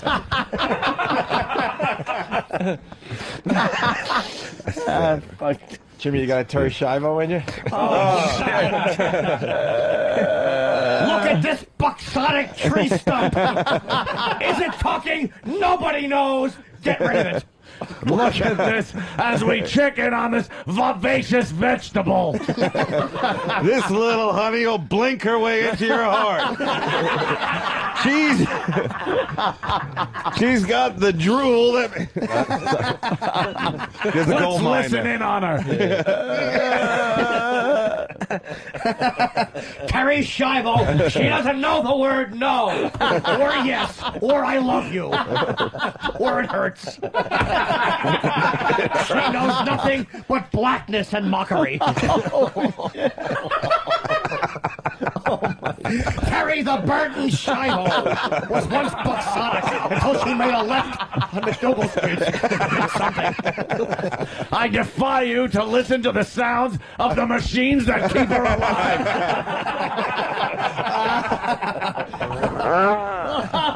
Buxotic, bucktooth Terry. Look at that perpetually stupid look on her face.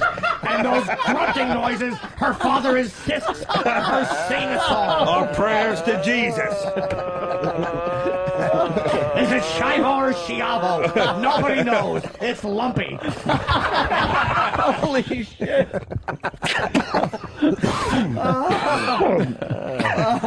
Watch her drain the inheritance with her grunting noises. This buxom broad bedazzled with bed sores.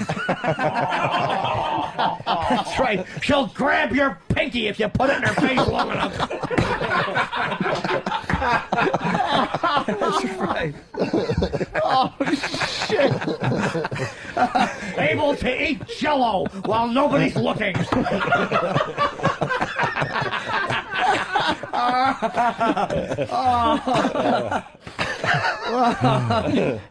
Why does it always get here? Of course it does. This bus has one route. Next stop, Schiboville. Fuck. All right. Where do you go from there? Yeah, exactly. I really- Gotta take a break. Once you hit real funny, you gotta just give yourself a moment. That's it. Yeah, this is too much. With that, we'll say Little goodbye sip. to David Fell. Gong Show tonight, 10 o'clock. I can't stop Terry. No. Mike DiStefano hang with us. He's at Caroline's tonight. Wow. Go check out Mike. He's been doing really great Absolutely, down at man. the Cellar. He's a funny dude. So Thanks, man. I give him definitely the He team did great thumbs at up. our comedy show this summer. Yeah. So Thanks. you'll Did have you like some it? fans out out there tonight. Yeah, definitely. I gave out you'll like do some good. tickets You'll on the do internet. good. You'll do good. Yeah. And Showcase Live in Foxborough, David Tell Saturday night. Ticketmaster for those tickets. Yeah. We'll continue in just a bit. Thank you, David Tell. I'm going to answer like Terry would. Someone wants. We're getting requests. Maybe Stalker Patty. We haven't done Stalker Patty yet for the. Oh, I know her. What? I'm trying to think. Yeah. After Shivo, it's Sumptuous Stalker Patty. I like doing the tipless. Sometimes I shake a little down at Starbucks where I'm working if the boss isn't looking. I could be sexy for my age. And I have good hygiene.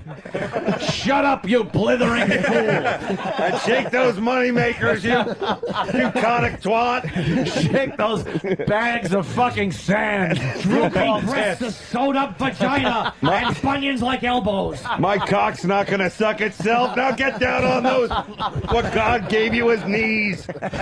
A musty asshole that smells like old magazines tied up in the basement. Green like a dried-up wasp nest. Getting a blowjob as he's eating a fruit cup. Like, peaches. Fucking, I love that guy. The best. Holy shit. I can't. Delicious Terry Shivo. Takes it in every hole and keeps her mouth shut in open court.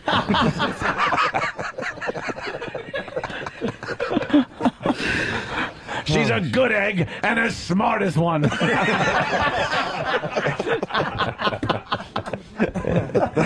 She's a favorite treat of all the darker interns and orderlies in the hospital. Hamsters.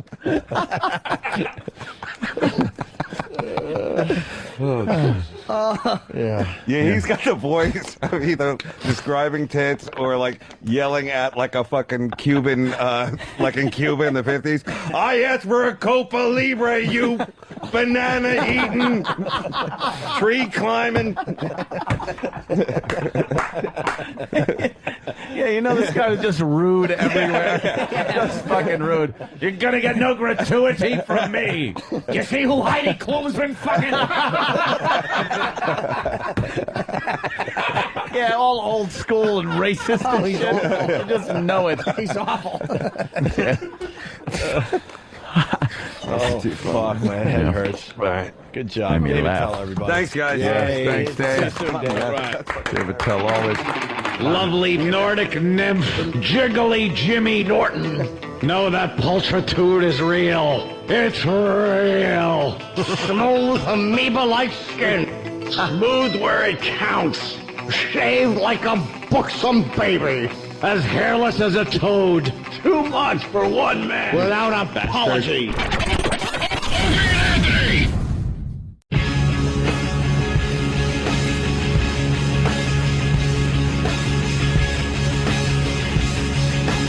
We're back. The Opie and Anthony Show. Two Buxotics. Two Moronics. Two Moronics. And Jimmy Norton. Farting his way through another program. Oh, holy shit, that was fun. Today's show flying fucking.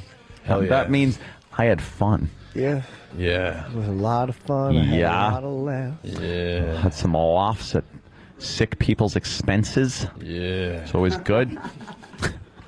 Makes you feel good walk into the car later when you have time to stop and think about what you said. It's always nice, right?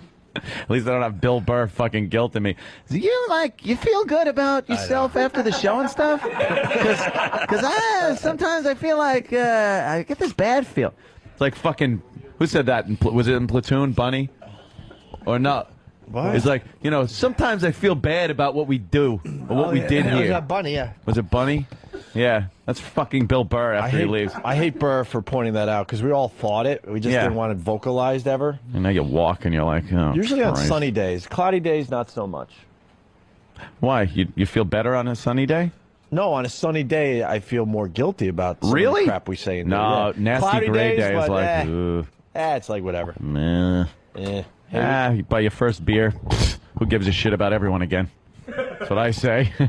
Chug down that bud. Mike DiStefano is hooked on the cigarettes, man. Oh, is he smoking? Yeah, illegally in the bathroom, blowing it right into the toilet. You know something? They should fucking let people smoke in there. It would smell better than it does. No It smells like a shit. fucking monkey cage. Every time I walk in there, See, they're it's like laughing they're 'cause they just all been in throwing there. feces at the wall. Yesterday there was feces on the floor. We got some kind of a lame-ass excuse that it was bird shit. It wasn't bird shit. It wasn't. It was a fucking huge pterodactyl. The story that I was told was that when Pat Duffy was coming in yesterday morning, a bird shit on him. And he tried to get it off in the bathroom. Dude, and apparently that was bird shit on the floor that was on Duffy. It was a huge piece of human shit. Come on. It was a really weird bird. It had a 747 written across it. It wasn't a bird, Pat. It was a softball-sized pigeon shit. It was gigantic. I walked out the building. Walked out the door of the building, and it just hit me right here. Someone shit out the window on you. No, dummy. I saw because I felt something hit my head, and I looked up, and I just saw this bird taking off. It was a gigantic bird. Birds don't make logs. Yeah. It comes out as liquid and solid, and it's white and usually fucking white. black. A little green in there. No, sometimes. the Yes, white. Sam. Oh, Sam's mic. What? Yes. What? Yes. There was like a white. He just turns around and goes, "What?" And we looked at him while he was walking. It was like 4:30 in the morning, and he's got his hat in his hand, and there's a big white splatter on the hat, and he's like, "I think a bird just shit on me," and we were laughing, and he was like, "Did any get on my back?" And he turns around, and there's literally a mountain of brown shit. How the all fuck? over No, his that back. can't be a bird. I saw the bird I think taking a off. construction worker shit on you. Yeah, where were you? Right up front. Yeah, right up there. front. Oh, door. dude, someone fucking decided to threw throw some shit, on shit you. at you. Yeah, shit on by the universe. They figured it's they figured it was early enough they could get away with it. It was. It's not bird shit. We all saw it. It's impossible. And then I love how. Why did it end up on the floor? Because it was on my You just shirt, kinda shook it and off? I took my shirt off. I took my shirt off, and my first instinct was to shake it out, and I instantly just got shit all over myself and the bathroom. Good idea. I had shit in my mouth. It was terrible. Know what's great about us? No. Know what's great about us too? We just kind of covered it up and hoped it was just going to disappear. Go away. Yeah, someone just put a little paper towelette over it in there. Call that faggot that hangs out in front with the glasses and the bald head. Hey, shit cleaner, get upstairs. Hey, get up there, you fucking pedophile face. Hey, that cocksucker that works in the building. Hey, kid toucher, get up there with your mop. Pat, that was human shit. shit. It was so Yeah. obvious to everybody. Just by the smell alone. What kind of pigeon? Pigeon doesn't. I smell saw that the kind of bird in fucking question. shits. Yeah, well, that was a coincidence, my friend. All right. All right, we got this, and then we're gonna do line of the day, and then we got that phone call, and then we go home. That's what we do. That. All right. Strange case of indecent exposure at a South Sound espresso stand leaves 2 young women terrified. Pierce County Sheriff's investigators are looking for the man who came back 3 times dressed in women's underwear before an angry barista doused him with boiling hot water. Our South Sound reporter. Stop with the barista crap. I know exactly. Coffee maker. Exactly. Fucking a shit-stirring beverage preparer. When you get a log that won't come out, and I sip a coffee, right out it comes. It's one of these drive-through places, and the girls dress like kind of sexy, and they give you some coffee. No, good for the guy in the underwear then. Water. Our South Sound reporter Kevin McCarty is live at the scene in Parkland where the incident was all caught on surveillance video. Kevin? Margaret, it was just after 5 o'clock on Thursday morning. 2 baristas were working at this Java Girls Espresso in Parkland. They say a man dressed in women's underwear came up into their drive-thru exposing himself and just kept coming back. A bikini-clad barista at Java Girls in Parkland reacts with disgust, slamming a window shut after she sees a man dressed in women's underwear exposing himself in a car at the business's drive-thru. He's wearing a white bra and white panties, and he is... Jamae Fedek says at first she thought the incident was a sick joke until the man came back around a second time. Oh, and then he has underwear over his face. He's wearing hot pink panties now, and the underwear that he was wearing, they're over his face, and there's a little pee-pee hole, so you could see. Pee-pee hole? Why are they terrified? He's just a silly goose. Yeah, this guy's silly. He's just an idiot.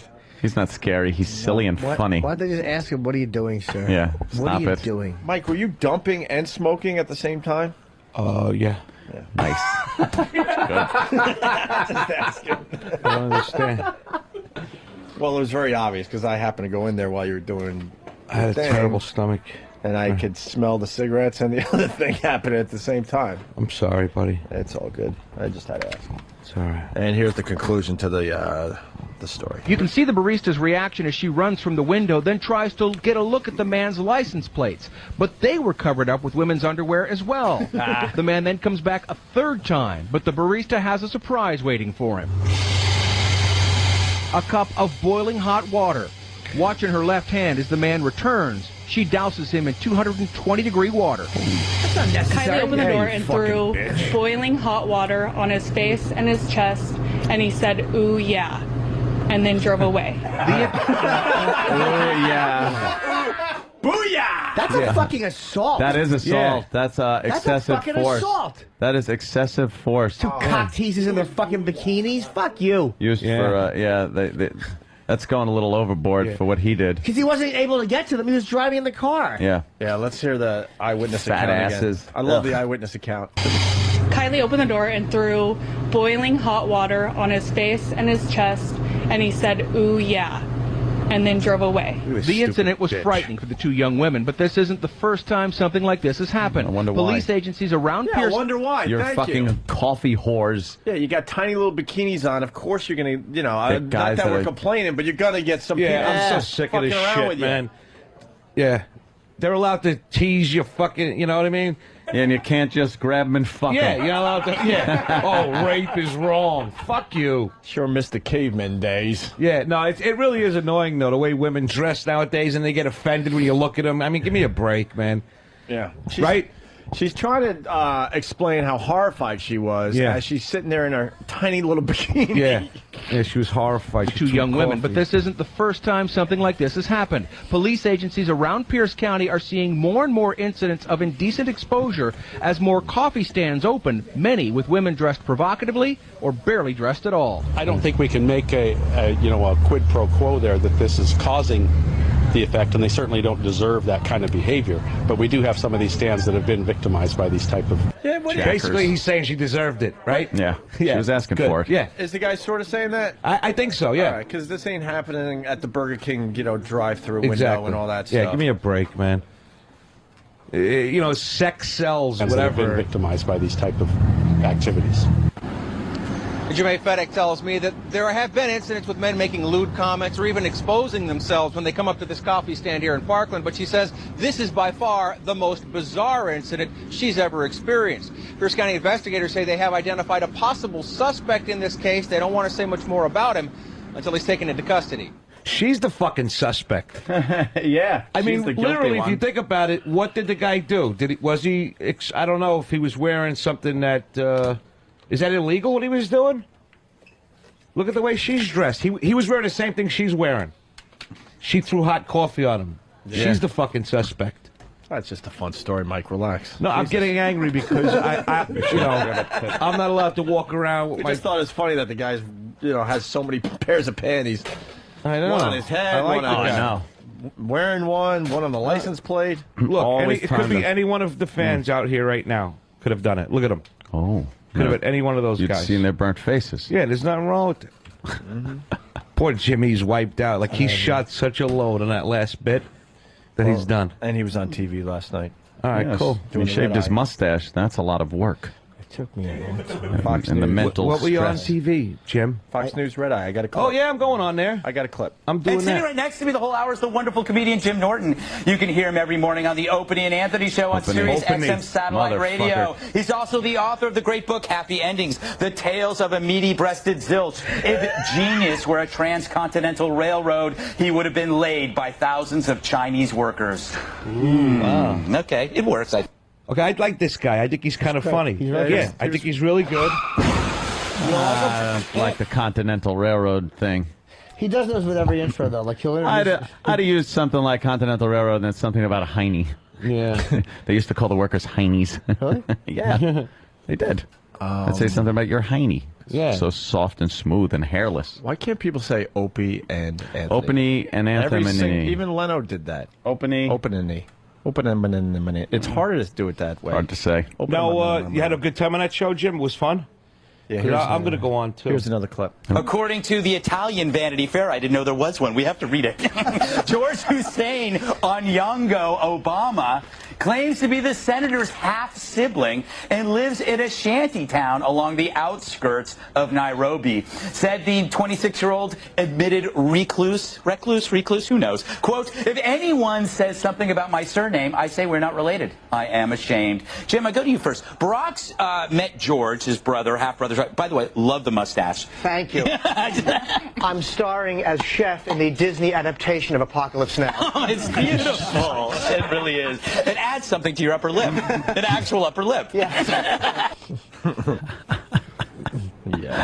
It's Jimmy's mustache. When are you going on that show, Mike? In September 11th, I think, or something. September 11th? September 10th? Yeah, make it the 10th or the 12th. I think it's the 10th. I think I'm on the 10th. All right. Jim, should he be endorsing Frosted Flakes? Now this is Jimmy talking about Michael Phelps endorsing Frosted Flakes. Jimmy's mustache made him look like he was starring in Death of a Salesman. I'm so bummed he shaved it. He'll come back. Jim, should he be endorsing Frosted Flakes and not Wheaties? Yeah, I don't think it matters. I mean, it's almost like, but his response was a little tasteless. He said, hey, at least I don't have the same diet as Greg Louganis.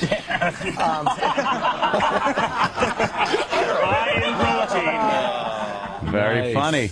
A gay eating cock or a jism joke. I like that. Yeah, it's a pretty edgy Fox show. News. Yes. Yeah. Motherfucking cum eating Yes. joke and shit. Frosted Flakes has got 1/4 the amount of fiber as Wheaties. Now, if you're a swimmer, the last thing you want when you're spending 90% of your day in the pool is to have a lot of fiber. So I can understand this diet choice. But you know what? They do say that if you eat 4... Almighty. The host loves Jimmy. He's great. He's a funny guy, man. We're going to try to get him on the show next week, I think. Yeah, I like him. Greg Gutfield. Help him out with his Red Eye show on Fox News. And then learn Franco. Did we ever learn how to... Loren Franco, the hot Peruvian or Paraguayan javelin thrower from the Olympics? Yep. Holy shit. You haven't seen her I yet, haven't been Mike? watching the Olympics, no. I mean, She is hot, my All I friend. know is that if Americans win the gold medal, it's like a really cool thing. If the Chinese win it, their family gets freed. That's a bit. I should have done it, but I had to try it. But you know, folks. Thank you. Thank you very much. I'm walking on sunshine. And finally, Jimmy was talking about the hot Paraguayan javelin thrower. He killed with this line. No, I will not, Greg. No, not at all. Really? As a former junior competitive tennis player on the national level, I admire these people and their dedication to their sport and to their country. And there's no reason we need to have the bikini up on the screen, but it's impressive to see her. Although I would like to get an image of you in your tennis outfit on the screen. Not that I don't love your talent. She's the last woman you want a hand release from, I'll say that. Whoa! Where'd it go? Fix the mustache, Jim. Oh, my God. The mustache. Yeah, I went and I of course you did. That's great, man. Kid fixes his motherfucking When will that mustache. air last night already? Oh, man, that shit was on last night. You were a day late and a dollar short. Yo, come on, Todd Lynn.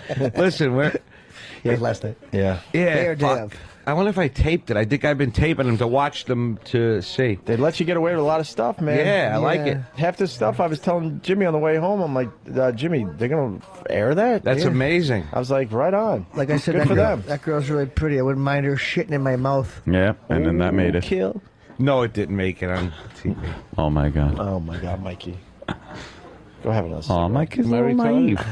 Yeah, I was kidding. Mike's a little naive. I was just I am only really, joking. actually. People think I'm like worldly and shit.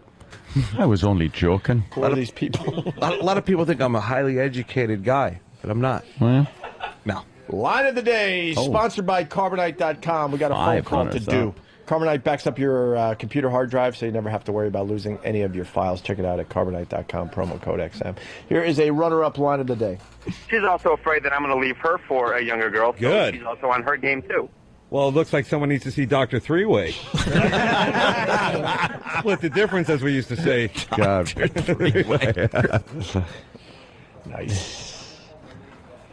David Tell, Gong Show, 10 o'clock. 10 o'clock on Comedy Central tonight. Yes. Another runner-up line of the day. Anthony, what do you miss about your ex-wife? There's got to be one thing. I know there's... my money. I miss That's a good one. And it's true. Oh, it's true. Some guy out there is handing out a lot of books. A lot of books. Got a reader? We got a reader among us. A reader over there? Here's another runner-up line of the day. Now I understand the change slogan, by the way. Yeah. He's talking about his half-brothers and sisters. Oh. They need change. They need change. For rent. I'm talking change.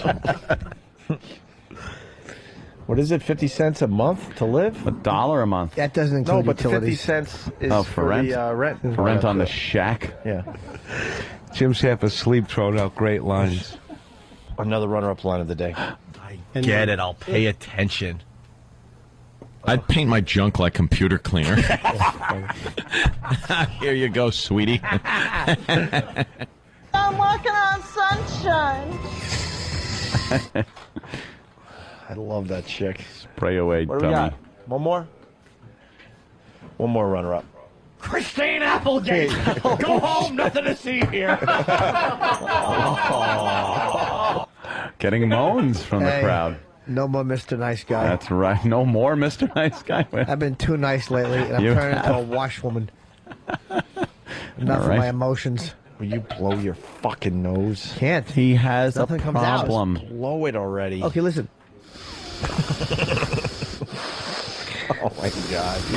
The little Pinch the left Jimmy. nostril. Here's the right one. Blow it. Just do it. It's healing. I can't rush it. This is nature. Line of the The day. body takes its time. Here comes Line of the day. Line of the day.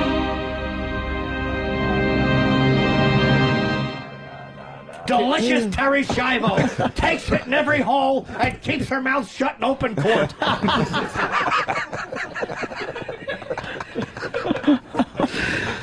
She's a good egg and as smart as one. Oh, no, that's terrible. I know. I like turtles. Terry. Terry, we hardly knew you. Yeah. Well, Mike, thank you. Yes, Thanks, indeed. man. This is an amazing day. Get your plug in, will you? That was fun. No, I don't even want to. I want to tell you how great it was to Just be here get your today. fucking plug in, please. With two of the Caroline's. greatest comedians, Jim Norton and Oh, David don't be Tell. fresh with the language. No, I mean, Just get your fucking plug in, please. one night, one night, some guy was going to the bathroom, and it tells said, "Where are you going?" The guy said, "Nowhere." He goes, "No, I mean right now." What was that? I didn't hear the beginning of it. The guy was going to the I heard bathroom, it. and it tells said, "Where are you going?" And then what happened? And the guy said, "Nowhere." And he goes, "No, I mean right now." And then what happened? You don't get that? No.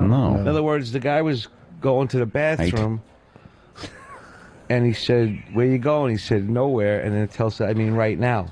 And then what Like happened? not you're going nowhere with your life. Oh, all right. Oh God, you guys didn't, Oh. you didn't get that? Oh. Wow. I just thought that was the funniest. I'm bombing with David Tell's Oh, material. that's terrible. Oh, no, that's terrible. That's just awful. Nobody's going to watch The Gong Show anymore because of You this thing. dumb asshole! My favorite clip. I'm working on sunshine. Bet you are. Do not come see me at Caroline's. I don't deserve it. That's a good show, man. 212-757-4100. I think it's tonight at 8 o'clock. And then afterwards, you go home, you watch The Gong Show at 10 p.m. on Comedy Gong. Central. Everybody gets everything they want. Hey, Mikey, Yes, sir. you ever do any of that huffing when you were addicted? Yeah. What were you huffing? Glue? Really? Oh yeah. Yeah, I was young. I was when you What start kind of out. buzz that give you? You go into what they call glue dreams, if you can believe that. I swear to God. You dream that nothing ever falls apart. Yes. Glue dreams. Glue dreams, baby. Yeah, you dream that everything is together. No, what's a glue dream? Everyone in the dream has a fucking helmet. They're hanging from a fucking girder. No, you put the glue in the bag. It has to be Tester's glue, Tester's brand. Oh, of course. And make sure we tell the kids everything they need to know. The brand. It's fucking 89 cents. I don't know what it is now, but it's still cheap and enough to get cheap as well. That's Let them good. know what they need, how much money. You pour them in. You squirt the tubes into a paper bag. Yeah. And then you just put it up to your mouth and you breathe in and out until you just keep doing it. And all of this, you're still breathing, but you go into this fucking dream. You're in a dream, like it's insane. It's pretty cool, actually. I mean, it's really bad for you. You're really making sniffing glue sound great. Dude, I don't do drugs because of the fucking bad shit that happens later. Mm-hmm. I will never say drug. I love drugs, man. Every day I fucking dream about. People say, "What do you save your money?" I got enough money in the bank for half a kilo of heroin and a half a kilo of cocaine and a boat rental. But that's my last but days. You've been clean for a while, right? Yeah, 10 years. See, there you go. But you still love drugs. Yeah, I'm totally. Yeah, I'm against drug use, like not drug using, but addiction. But totally, I love them. Heroin was the greatest. It's unbelievable. Really? Ah. Yeah, I've heard from people that have done heroin. It's like heroin's. It makes you feel good. It's like heroin dreams. No heroin dreams. No, you're wide awake for that. That's right. You dream you're a female lead in a movie. Oh. Boo. I'm so glad Jim said a bad joke. Well, no, but my dream is I want to save all my money and I want to build a house made of gingerbread. And then I want to invite somebody over and rape her. You shouldn't do heroin then because it'll interfere with those plans. I want to push her face into the sugar floor. Heroin's like a blowjob and a puppy licking your nose at the same time. Aw. Really great. As long as the dog doesn't blow you and then let you know. Yeah. Because then your breath smell like cums and shit. Dog